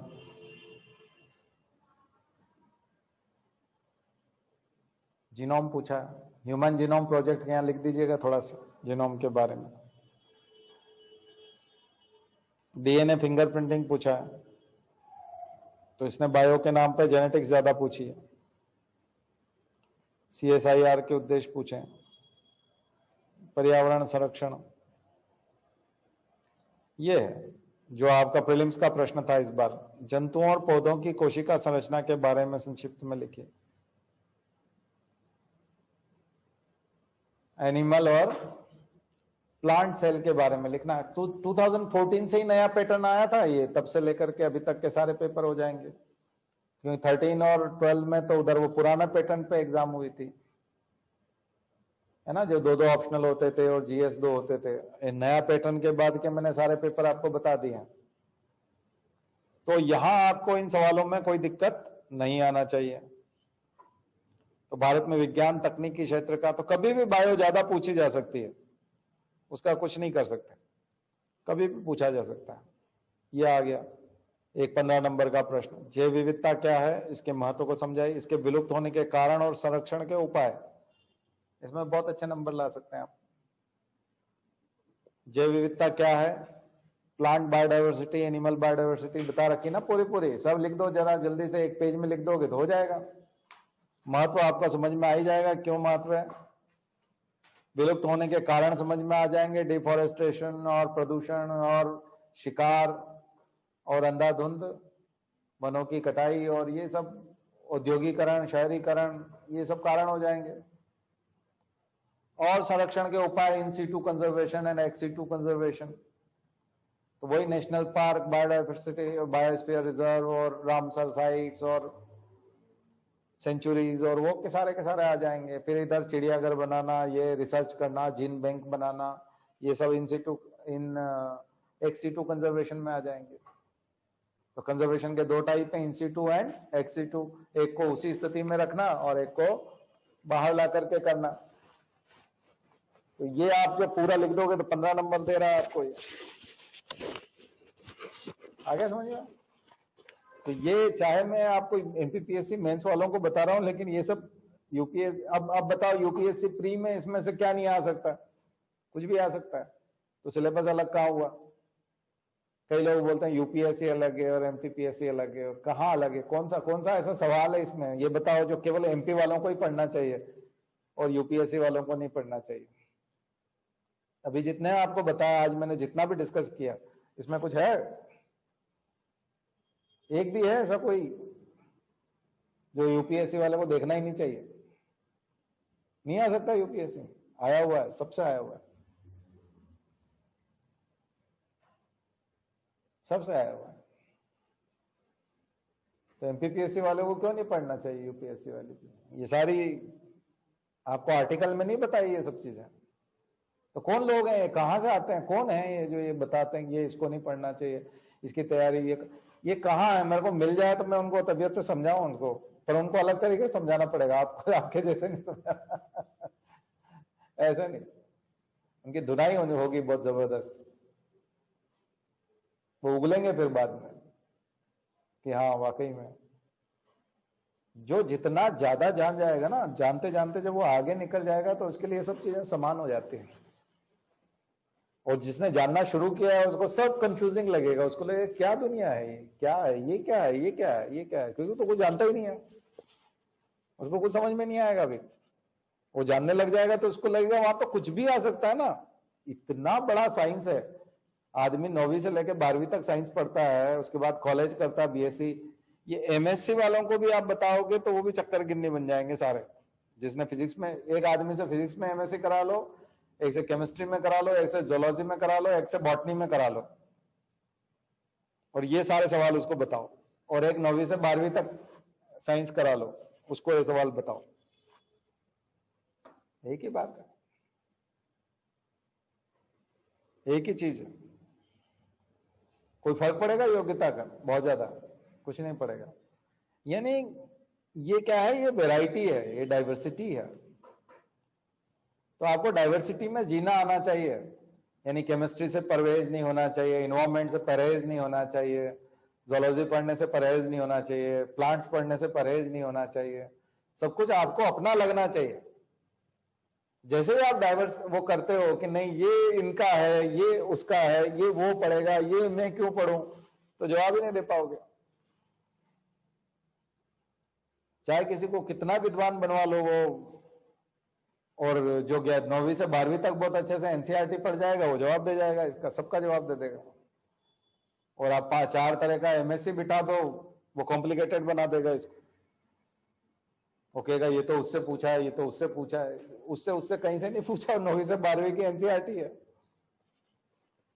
और क्या है, 9वीं से 12वीं की एनसीईआरटी पढ़ोगे तो सब कुछ समझ में आ जाएगा, कुछ भी नहीं है उसमें, सब कुछ सारा सिलेबस आपका है। और यही बात तो यूपीएससी वाला बोलता है, और यही बात एमपीएससी। अब इसमें प्रीलिम्स और मेंस क्या है बताओ? ये सब प्रीलिम्स के प्रश्न नहीं है क्या कोई? यहां आप कंप्यूटर वायरस के बारे में 5 वायरस के नाम लिखो, चलो 1, 2 और 3 और 4 और 5, इन 5 में से कोई एक तो वो वहां पूछ लेगा पहले ऑप्शन में, दूसरे में फिर पूछ लेगा, तीसरे में बोल देगा ये बग है या वायरस कहलाएगा, या ये मेलवेयर है या रैनसमवेयर है, ये पूछ लेगा, और उसका मल्टीपल चॉइस बना देगा। अब अगर आपको ये 5 के प्रकार नहीं पता कि कौन सा रैनसमवेयर है, कौन सा मेलवेयर है, कौन सा वायरस है, कौन सा बग है, किसको सुपर बग बोलते हैं, क्या है, अगर आप ये नहीं बता सकते यहां पर, तो वो आंसर नहीं दे सकते एमसीक्यू। और यहां पर किसी ने केवल कंप्यूटर वायरस वो होता है जो कंप्यूटर को बाधित कर देता है और परेशान करता, कंप्यूटर चलने नहीं देता। तो यहां कितना मिलेगा? 3 में से आधा नंबर। फिर एक लगेगा, एक बहुत फेमस वायरस है वो ट्रोजन वायरस होता है, ट्रोजन हॉर्स वायरस जो है, एक उदाहरण दे दिया ना, 1 नंबर। अब एक ने लिखा ये मेलवेयर है, ये रैनसमवेयर है, ये बग है और ये वायरस है, और ये 2020 का सबसे फेमस वायरस है।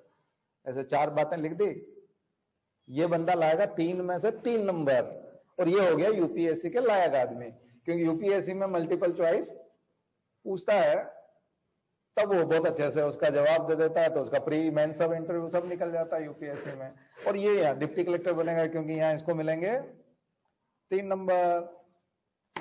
आ गया समझ में? यानी जो जो फुल मार्क्स लाने लायक होता है ना एमपीपीएससी में, वो यूपीएससी निकालने लायक बन जाता है। या फिर यूं कहेंगे जिसने यूपीएससी का अच्छे से बहुत अच्छे से तैयारी कर ली, वो यहाँ फुल मार्क्स ले आता है। तो डिप्टी कलेक्टर कौन बनता है? तो फिर अलग तैयारी कहां होगी? नहीं आ रहा समझ में? अलग तैयारी हुई क्या? नहीं हुई अलग तैयारी। वो सर आप तो केवल ये बता दो कि वायरस जो है वो कंप्यूटर खराब करता है, तो इसमें बताने की, तो तुमको पता ही है। तो फिर बैठ जाओ परीक्षा में, पास हो जाओ।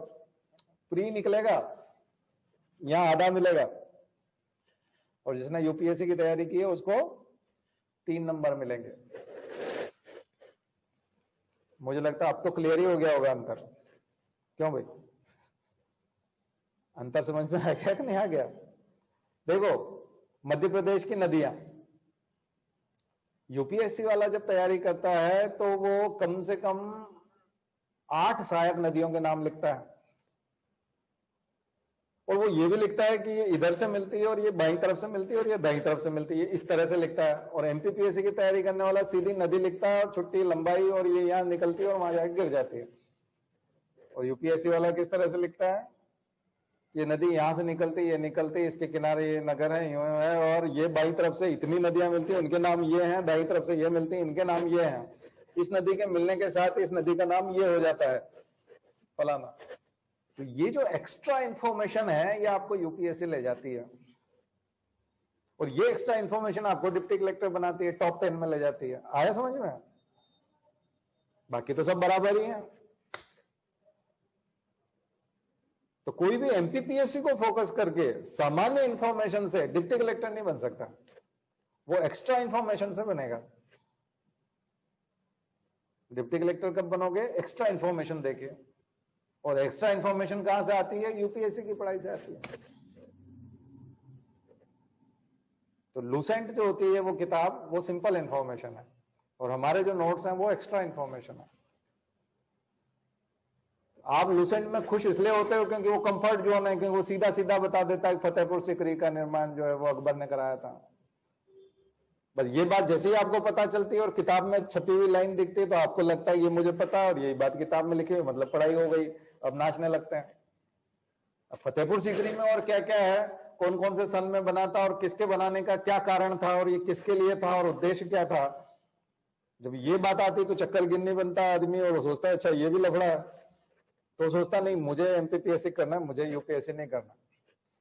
और जो ढंग से बात बताता है, पूरी बात बताता है, उसकी बात सुनने से आदमी मना कर देता है, कान में उंगली डाल देता है, वो सोचता होता है ये बदमाश है, ये मुझे कंफ्यूज कर रहा है, मैंने लूसेंट में पढ़ा था उससे ये कुछ अलग है, और ये एक्स्ट्रा इंफॉर्मेशन देकर के मुझे डरा रहा है, मतलब मैं नहीं कर सकता क्या, मैं इस लायक नहीं हूं क्या? तो जब उसके अस्तित्व पे सवाल खड़ा होता है तो एक तरह से उसको चुनौती लगती है, और चुनौती लगती है तो घबरा जाता है, तो घबराहट में वो उसी टीचर को ही रिजेक्ट कर देता है, बोले तुम ही कराओ, बोले तुम एक्स्ट्रा दे रहे हो, इसकी जरूरत ही नहीं है। उसने कहा देखो, और पिछली बार जो बना था उसको एक्स्ट्रा नहीं पता था, तो भाई बना क्या था, बोले वो ऐसे ही सहकारिता इंस्पेक्टर बना था, कोऑपरेटिव इंस्पेक्टर बना। तो कोऑपरेटिव इंस्पेक्टर तो तुम भी बन जाओगे उसी ज्ञान के साथ में, हम तो तुमको डिप्टी कलेक्टर बनाना चाहते हैं ना, तो वो तो टॉप 10 में आना पड़ेगा। तो टॉप 10 में आने के लिए ये एक्स्ट्रा इंफॉर्मेशन लाओ। आ गया समझ में गोलमाल पूरा? अब ये इतनी लंबी क्लास में हर बच्चे को फोन पे सुनाऊं, और हर बच्चा मुझे वहीं पे सॉल्यूशन चाहता, नहीं तो मुझे रिजेक्ट करके चलता बनता है। अब ये क्लास कम से कम वो देखे इतनी लंबी चौड़ी, तो जाकर के उसको बात समझ में आए कि मसला तो ये यहां पड़ा हुआ है, ये है। अब ये सिंपल चीज है, लेकिन ये समझ में नहीं आती है। जिसको आ जाती है वो बन जाते हैं। अच्छा, जो बन जाते हैं वो मिठाई का डब्बा लाते हैं, थैंक यू बोल करके चले जाते हैं, हर साल आते हैं। बने हुए लोग हर साल आते हैं, मिठाई खिला के जाते हैं और पैर छू के जाते हैं और धन्यवाद देते हैं, प्रणाम करते हैं। और जो नहीं बनता वो शुरू से शंका करते रहता है, लास्ट में भी गाली दे के जाता है। पहले दिन आया तब भी गाली दे रहा था, परेशान वो था, परेशान हमें कर रहा था, दुखी वो है, दुखी हमें कर रहा है। पर हम दुखी नहीं होते उससे, क्योंकि हमको पता है इसका हश्र क्या होगा। पहले दिन से ही समझ में आ जाता है उसका हश्र क्या होगा, क्योंकि वो कंफ्यूज है, परेशान है। तो ये परेशानी तुम्हारे अंदर की, तुमने गलत इंफॉर्मेशन ले रखी, तुम गलत लोगों की संगत में रह गए हो। तुम्हारे दोस्त ठीक नहीं थे, तुम्हारे टीचर ठीक नहीं थे, तुमने सही ढंग से नहीं किया, उसका हम क्या कर सकते हैं भाई? हा? उसका हम कुछ नहीं कर सकते। ये मैंने ऐसी जो लगाए हुए हैं, ये एक एक ऐसे 1-1 लाख रुपए का। इसके आपको ऊपर आपको कोई पन्नी नहीं, कोई ऑफर और कोई कुछ नहीं दिखेगा, आकर्षक कुछ भी नहीं दिखेगा। एक 28,000 का ऐसे लेके आओ, उसके रंग बिरंगे पता नहीं 25 तरह की चीजें चिपकी होगी, उसमें ये बोलेगा हम इसमें ये गारंटी देते हैं, वो देते हैं, और ये सबसे बेस्ट क्वालिटी है वर्ल्ड की। वर्ल्ड की सबसे बेस्ट क्वालिटी है, और इसने एक भी ऑफर नहीं लिख रखा, एक भी वादा नहीं कर रखा, ये कितनी पावर सेविंग करेगा, ये नहीं, ये कितने स्टार है, फलाना स्टार, 5 स्टार, 7 स्टार, कुछ नहीं लिखा हुआ इसने, कहीं पे भी कुछ भी नहीं लिखा हुआ। क्यों नहीं लिखा हुआ? क्योंकि वो ओरिजिनल है, उसको बताना ही नहीं पड़ता कुछ, क्यों? सबसे बेस्ट है। और जो जितना ड्रामेबाज है ना वो कुछ नहीं है, वो जितना हल्का होगा ना, आप बिल्कुल हल्का वाला लेके आओ, 14,000 वाला, वो इतने तरह के उसके ऊपर स्पेसिफिकेशन लिखे होंगे कि हम ये करते हैं, वो करते हैं, ऐसी कूलिंग देते हैं, वैसी देते हैं, हमारी पावर सेविंग ऐसी है, हमारी मशीन ऐसी है, हमारा कंप्रेसर ऐसा है, हमारा ये फलाना यूनिट ऐसी है। आप इसको लगा 50 तरह के दावे। इसलिए आप देखोगे कोई भी ब्रांडेड चीज है उसको लोग खोजते हुए जाते हैं, उसके विज्ञापन ही नहीं दिखेंगे। एप्पल के फोन के आपको पूरे शहर में कहीं विज्ञापन नहीं दिखेंगे, नहीं तो शाओमी, ये फलाना, वीवो, वो। कभी किसी शॉप पे आपने बोर्ड देखा कि एप्पल वाले ने बोर्ड दे रखा, उसको 1.5 लाख का फोन आता है, बोर्ड ही नहीं देता किसी को, लोग ढूंढते ढूंढते जाते हैं। आईएएस लोग इस्तेमाल करते हैं, टॉप लोग इस्तेमाल करते हैं, बोर्ड ही नहीं देता किसी को फ्री में।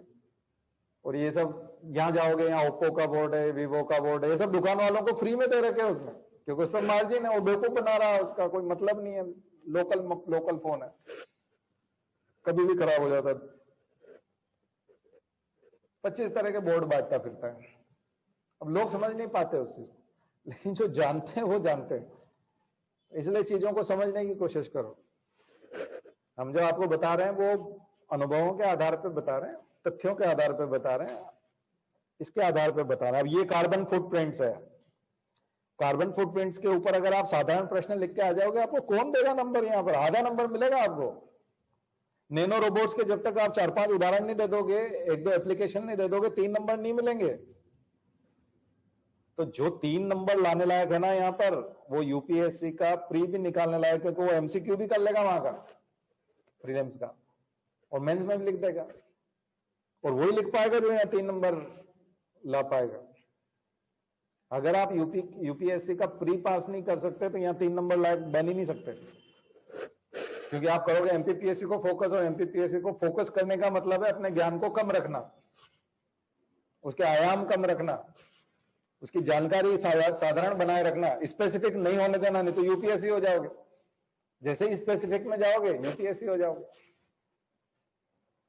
तो उसको नॉर्मल बनाए रखना, और प्रीलिम्स के स्तर तक रखना, मतलब लूसेंट तक रखना, यानी 1 लाइन में रखना। तो 1 लाइन में तो फिर मार्क्स कहां मिलेंगे? तो फिर प्रीलिम्स, कोई आदमी बोले मुझे एमपीपीएससी के प्रीलिम्स की तैयारी करनी है, फिर तो गई भैंस पानी में, फिर तो कुछ हो ही नहीं सकता उसका, क्योंकि वो केवल एक चीज जानना चाहता है कि ये किसकी यूनिट है, टेस्ला किसकी यूनिट है, फलाना क्या है, ये किसकी यूनिट है, बस बात खत्म। पर वो इंफॉर्मेशन जैसे ही उसके पास आई, उसका तो उद्देश्य वो था कि मुझे इतनी ही तैयारी करनी है, वो तो पटवारी के बराबर हो गया, फिर वो तो पटवारी की परीक्षा हो गई। तो इसलिए मुझे पता नहीं क्यों ये लोगों में लगता है कि ये चीज क्यों करते हैं। पेटेंट के बारे में क्या लिखेंगे? पेटेंट के बारे में, पेटेंट के बारे में जब तक 3-4 लाइनें जबरदस्त नहीं लिखोगे, सिलेक्शन कैसे होगा? केवल लिखो पेटेंट बहुत अच्छे होते हैं और इससे व्यक्ति के बौद्धिक अधिकारों की सुरक्षा होती है, आधा नंबर, 1 नंबर। अरे भाई 3 नंबर नहीं लाओगे तो स्कोर कैसे बढ़ेंगे? स्कोर तो बढ़ाने पड़ेंगे ना। 300 में से 200 नंबर कैसे लाओगे? फिर किसी किसी में तो 3, 2.5, 2 लाने पड़ेंगे ना। तो कैसे लिखोगे उसमें? डिजिटल सिग्नेचर क्या लिखोगे?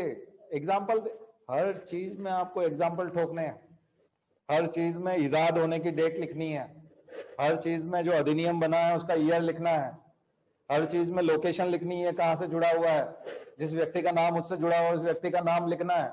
ये सब लिखने जाओगे तो फिर तो यूपीएससी का प्री निकल जाए, फिर तो कलेक्टर ही नहीं बन जाओगे, तो फिर अंतर ही रहा कहां? प्रीलिम्स का ही तो अंतर है कि सिर्फ पीएससी का प्रीलिम्स जो है, एमपीपीएससी का, वो सरल प्रश्नों को हल करने से निकल जाता है, तो मेंस तो नहीं निकलता ना। मेंस में तो आपको देना पड़ेगा ना उत्तर। मुझे लगता है दुविधा दूर हुई काफी लोगों की, क्या अभी भी नहीं हुई? फिर कुछ नहीं कर सकते। अब तो ठीक है। हाँ, दरअसल क्या है, ये सब चीजें इतनी आसानी से समझ में भी नहीं आती ना, है ना। अब ये पिन कोड प्रणाली आप लिख दोगे कि हमारे, जैसे मैं जिस जगह बैठा हुआ हूं यहाँ का है 462026, ये पिन कोड है भोपाल में, अरेरा कॉलोनी का, E7 का। अब पिन कोड प्रणाली के ऊपर आप क्या लिखोगे? अब यूपीएससी वाला जो कई बार होगा, पिन कोड प्रणाली की शुरुआत इस सन में हुई थी। इसका उद्देश्य ये था, अगर वो गलत लिखा है तो उस कथन को गलत बताओ। फिर पिन कोड प्रणाली में ये जो कोड होते हैं 6 डिजिट वाला, इसके मीनिंग बताओ। ठीक है, तो उतना डीप में जितने 3 नंबर आते हैं, 3 नंबर लायक बनने के लिए जैसे ही ज्ञान अर्जित करने जाओगे आपका यूपीएससी निकल जाएगा, या 2.5 नंबर के बराबर भी, 2 नंबर के बराबर भी। मतलब है ना, आप एमपीपीएससी में डिप्टी कलेक्टर निकालने लायक बनो तो सही, आपका यूपीएससी निकल जाएगा। अब छोटी मोटी पोस्ट वाली बात है तो उसके लिए हम इसलिए सहमत नहीं होते क्योंकि उसके बाद है ना, मैंने उन बच्चों को उसी स्थिति में देखा है। मेरे से कई बच्चे वादा करके गए, सर हम जिस पोस्ट पे जा रहे हैं उस पे नहीं रहेंगे, बता दे रहे हैं आपको, हम 1 आध साल में निकल जाएंगे वहां से। लेकिन ऐसा होता नहीं है। प्रोबेशन पीरियड होता है, अधिकारी डराते हैं, 2 साल तक आपका प्रोबेशन है, आप छुट्टी नहीं ले सकते। तनख्वाह कटने से भी डरता आदमी, क्योंकि आप पहले 5-5, 2-2 हजार रुपए मांग के काम चलाता था घर से, अब 40,000 रुपए आने लग गए हर महीने। अगर किसी महीने 40,000 रुपए नहीं आए तो जी नहीं सकता, वो आदी हो जाता है उस तनख्वाह का, गेम खत्म हो जाता है। इसलिए मैं छोटी नौकरी से डरता हूं आपकी, आप जीवन भर उसी नौकरी में रह जाएंगे, छोटी सी नौकरी में रह जाएंगे। इसलिए आपको पढ़ना चाहिए और बड़ी नौकरी हासिल करना चाहिए। मैं नहीं चाहता कि हमारे जो स्टूडेंट हैं वो स्ट्रगल करते फिरें,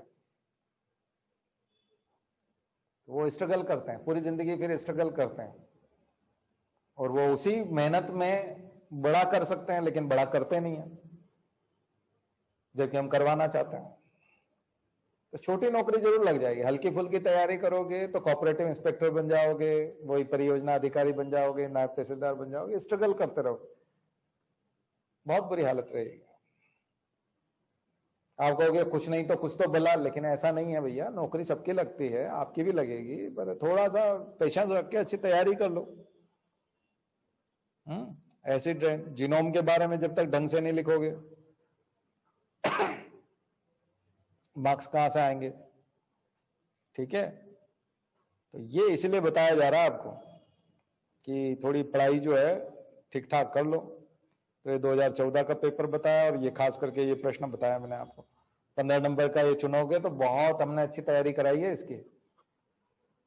ठीक है, और 1 आध सवाल कर लो तो सवाल भी कर सकते हो अगर आपका, पर कई बार क्या होता है कि सवाल में आखिरी में जाके पता चलता है रिजल्ट ठीक नहीं आ रहे और हमने गलत चुना, है ना। तो वो अगर आप कॉन्फिडेंट नहीं है और आदत नहीं है प्रैक्टिस करने की तो फिर उसमें हाथ डालना जो है ना, कई बच्चों को मैंने देखा है कि 10-12 मिनट बर्बाद कर दिए सवाल में, बाद में रिजल्ट आया कि नहीं, इससे अच्छा तो मैं दूसरा कर लेता है, तो हो ही नहीं रहा, मतलब रिजल्ट भी प्रॉपर नहीं आ रहा और मतलब कई बार गलत दिशा में चल पड़ा, टेबल भी गलत बना, स्टैटिस्टिक्स वाले जो है ना, तो वो पूरा 10-12 मिनट बेकार हो जाता है, जबकि इसमें बेकार नहीं होता है।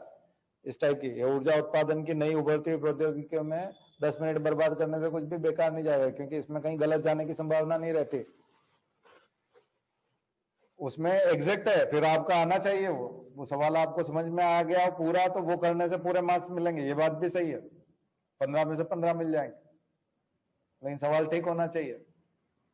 और मजबूरी नहीं है, क्योंकि कोई भी 3 करना है तो करना जरूरी नहीं है, उसमें से कोई भी 3 करना है। इधर 10 वाले में भी ऑप्शन है, नहीं है? हाँ, किन्हीं 10 प्रश्नों के उत्तर देना है, तो किन्हीं 10 के देना मतलब 1-2 यहाँ पे भी छोड़ सकते हो, तो ये आपके ऊपर है कि आप उसको अच्छे से डील कर सकते हो तो करो। लेकिन मैथ्स की कहीं कोई जरूरत नहीं है, इंग्लिश मीडियम की कोई जरूरत नहीं है। तो कई लोग इंग्लिश और मैथ्स से डरते रहते हैं कि मेरी इंग्लिश कमजोर है, मेरी मैथ्स कमजोर है। मैथ्स की कहीं जरूरत ही नहीं है, यहाँ ऑप्शन है आपके पास। मैथ्स कहीं नहीं है, पूरे पूरे कहीं पे भी कहीं मैथ्स नहीं है, और कहीं पे भी इंग्लिश का झंझट भी नहीं है। बस ये है कि इंग्लिश थोड़ी ठीक होनी चाहिए, तो हम आर्टिकल वाइज आपको करवा रहे हैं, तो आप ठीक कर लेंगे। ठीक है, तो कितने लोग सहमत हुए भाई आप लोगों में से, और कितने लोगों को नई नई चीजें समझ में आई? ये लाइकेन भी बायो है, बॉटनी का प्रश्न है। लाइकेन क्या होते हैं, तो लिखो क्या क्या करोगे। मॉस, लाइकेन,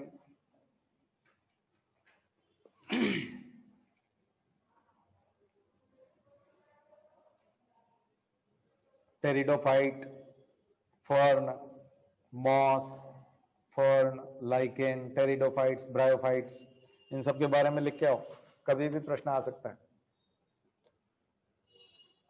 आप लोग सुन रहे हो ना सब लोग? क्या समझ में आया भाई बताओ?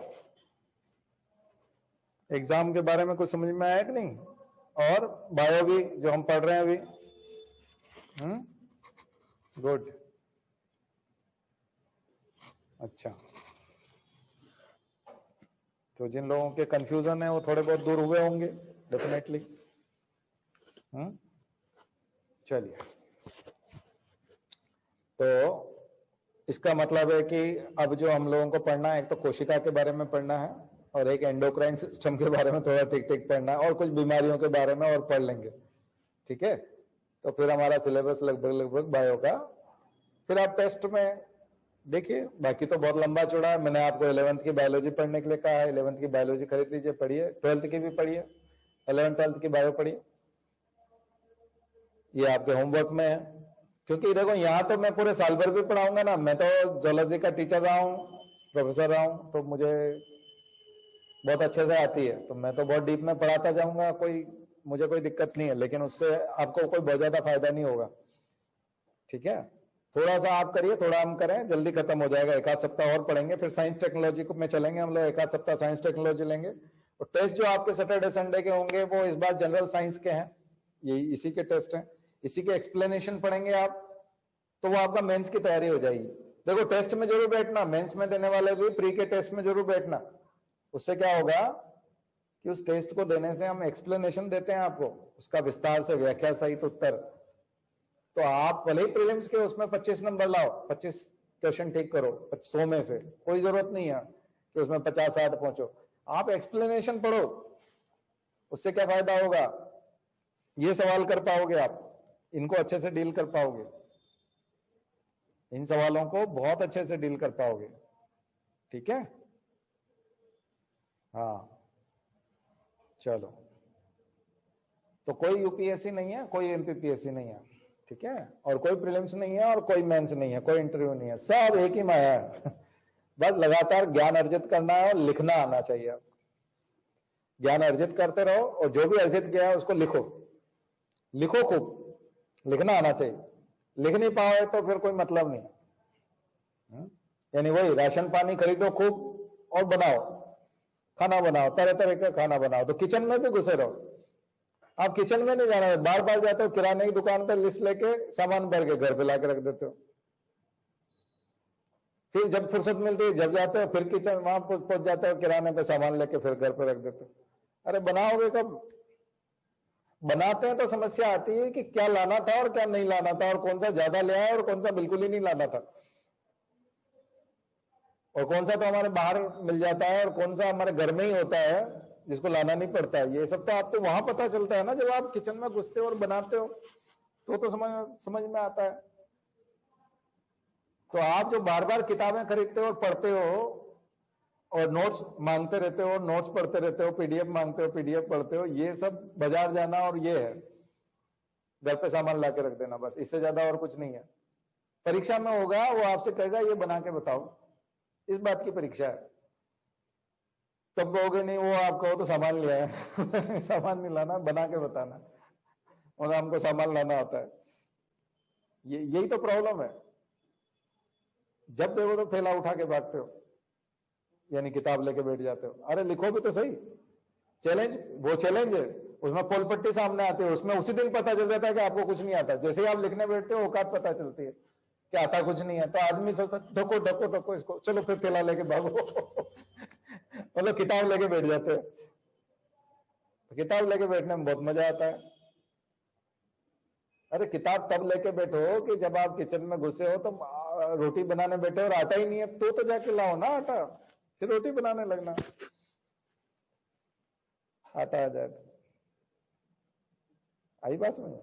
जैसे हम बोलें कि लाइकन पे लिखो, लाइकन पे लिखते हुए नहीं आ रहा है तो फिर बॉटनी की किताब पढ़ो, या हमसे पूछो कि सर लाइकन कहाँ मिलेगा, या फिर गूगल में पूछो लाइकन क्या चीज है, वो बताएगा लाइकन, फिर लिखो उसको। अब आटा आ गया तो फिर बोले नहीं अम्मा और भी कुछ कुछ चीज ले आते हैं, नहीं नहीं, अब उसको लिखो, आ गया तो उसको लिखो फिर उसको लिखो वहां पे, ठीक है। बहुत सिंपल प्रोसीजर है, घबराओ मत इससे, भागो मत। ये प्रदूषण से संबंधित यूरो मानक, ये जो यूरो मानक है, यूरो फर्स्ट सेकंड थर्ड और वो वाला है, तो फिर भारत स्टेज आ गया। अब तो इसके अगेंस्ट भारत पूछना था, ये झंडू है, इसको पता नहीं है, एक पेपर बनाने वाले को इसको पूछना था भारत स्टेज, और उसकी इच्छा भी वही हो रही होगी, लेकिन ये कहीं कहीं चक्कर में पड़ गई, किसी किताब लूसेंट टाइप पकड़ ली होगी ना पेपर बनाने के लिए।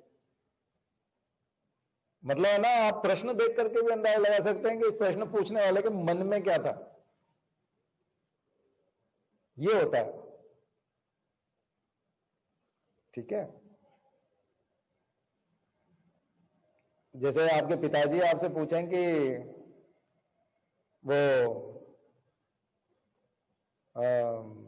बाहर कोई आया तो नहीं,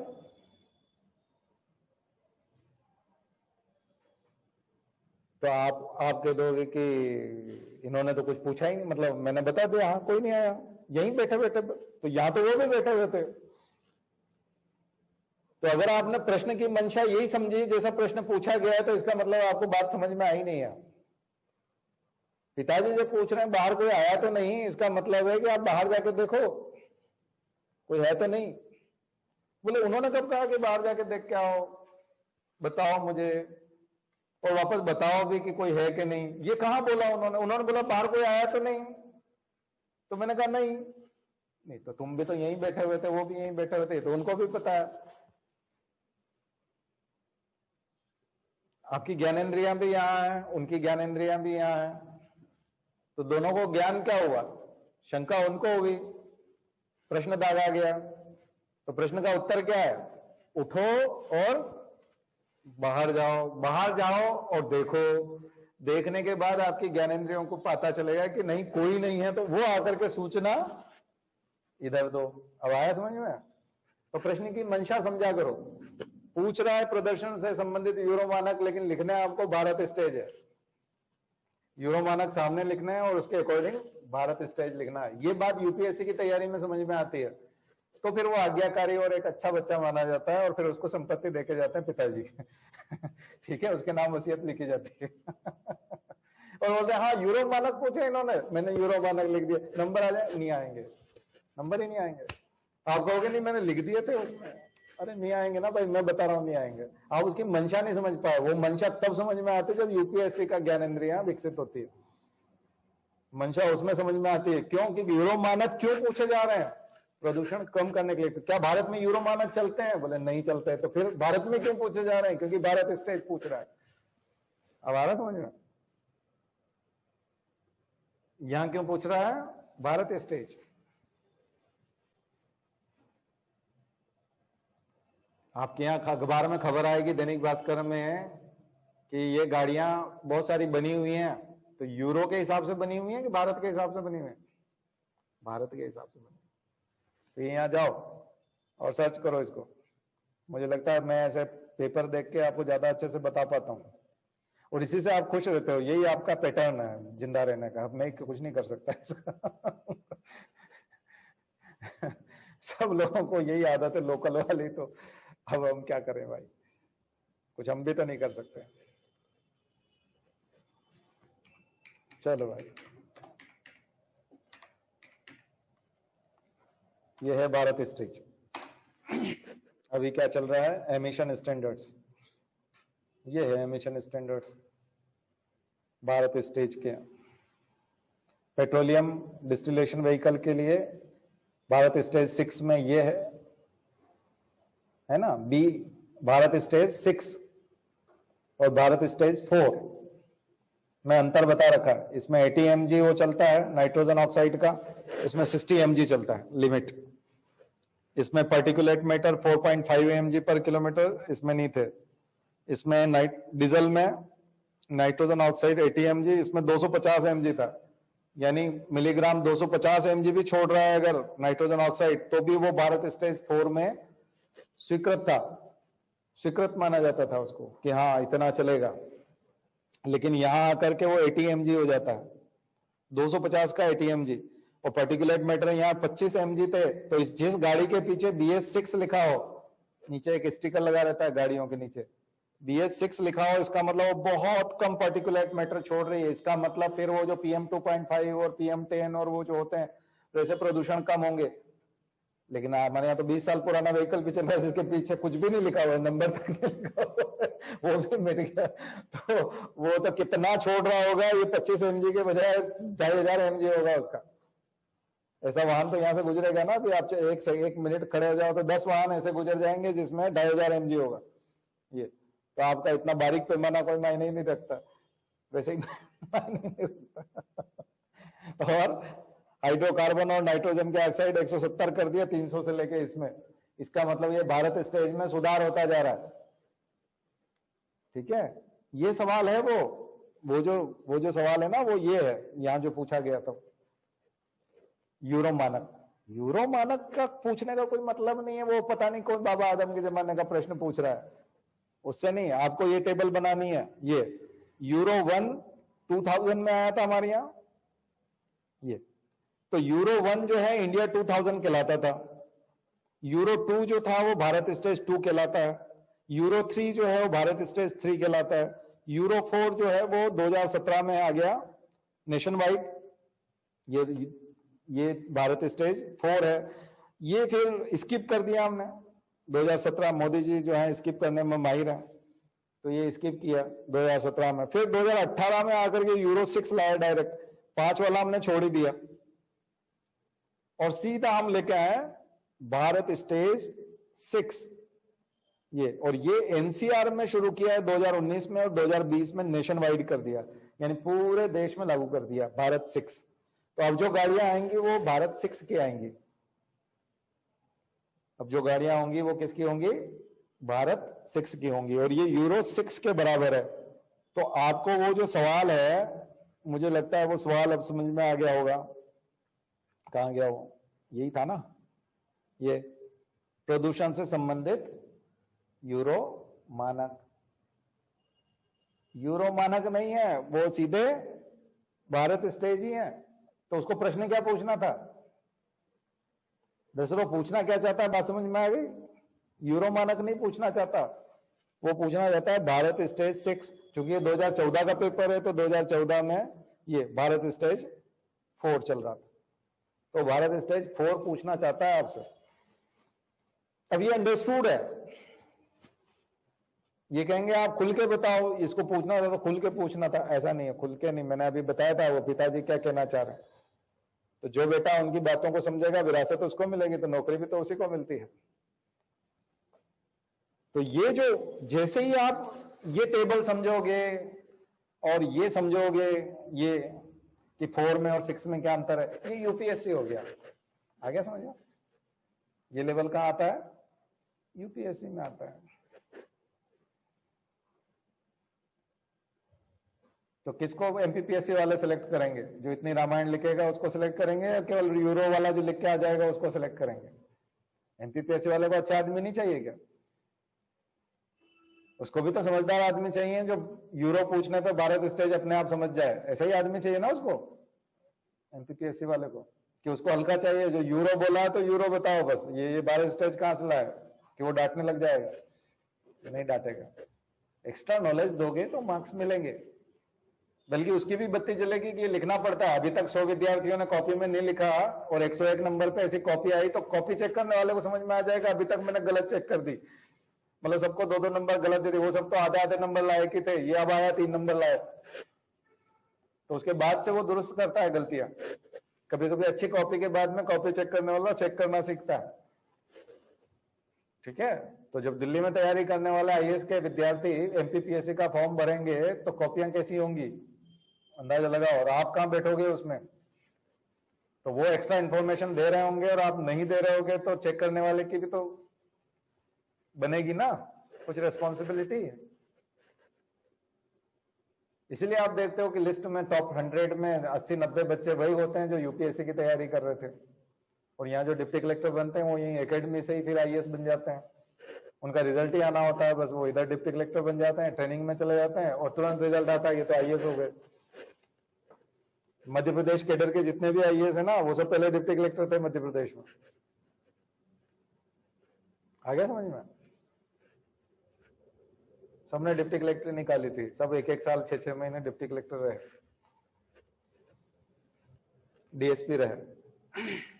अब क्लियर हो गया? मुझे नहीं लगता आप कोई सवाल करेगा। अब नया कोई आएगा फिर रामायण रोएंगे फिर से एबीसीडी से। ठीक है, फिर बात करेंगे। चलिए, तो अब हम करंट अफेयर्स में चलते हैं। और करंट अफेयर्स क्यों पढ़ते हैं ये भी आपको कुछ सालों में समझ में आ जाएगा, अगर पढ़ते रहे तो। नहीं पढ़ते रहे तो गाली देते रहना।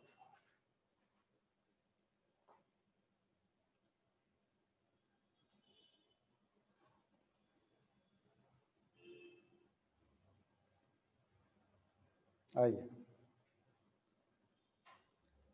एडिटोरियल देखते हैं।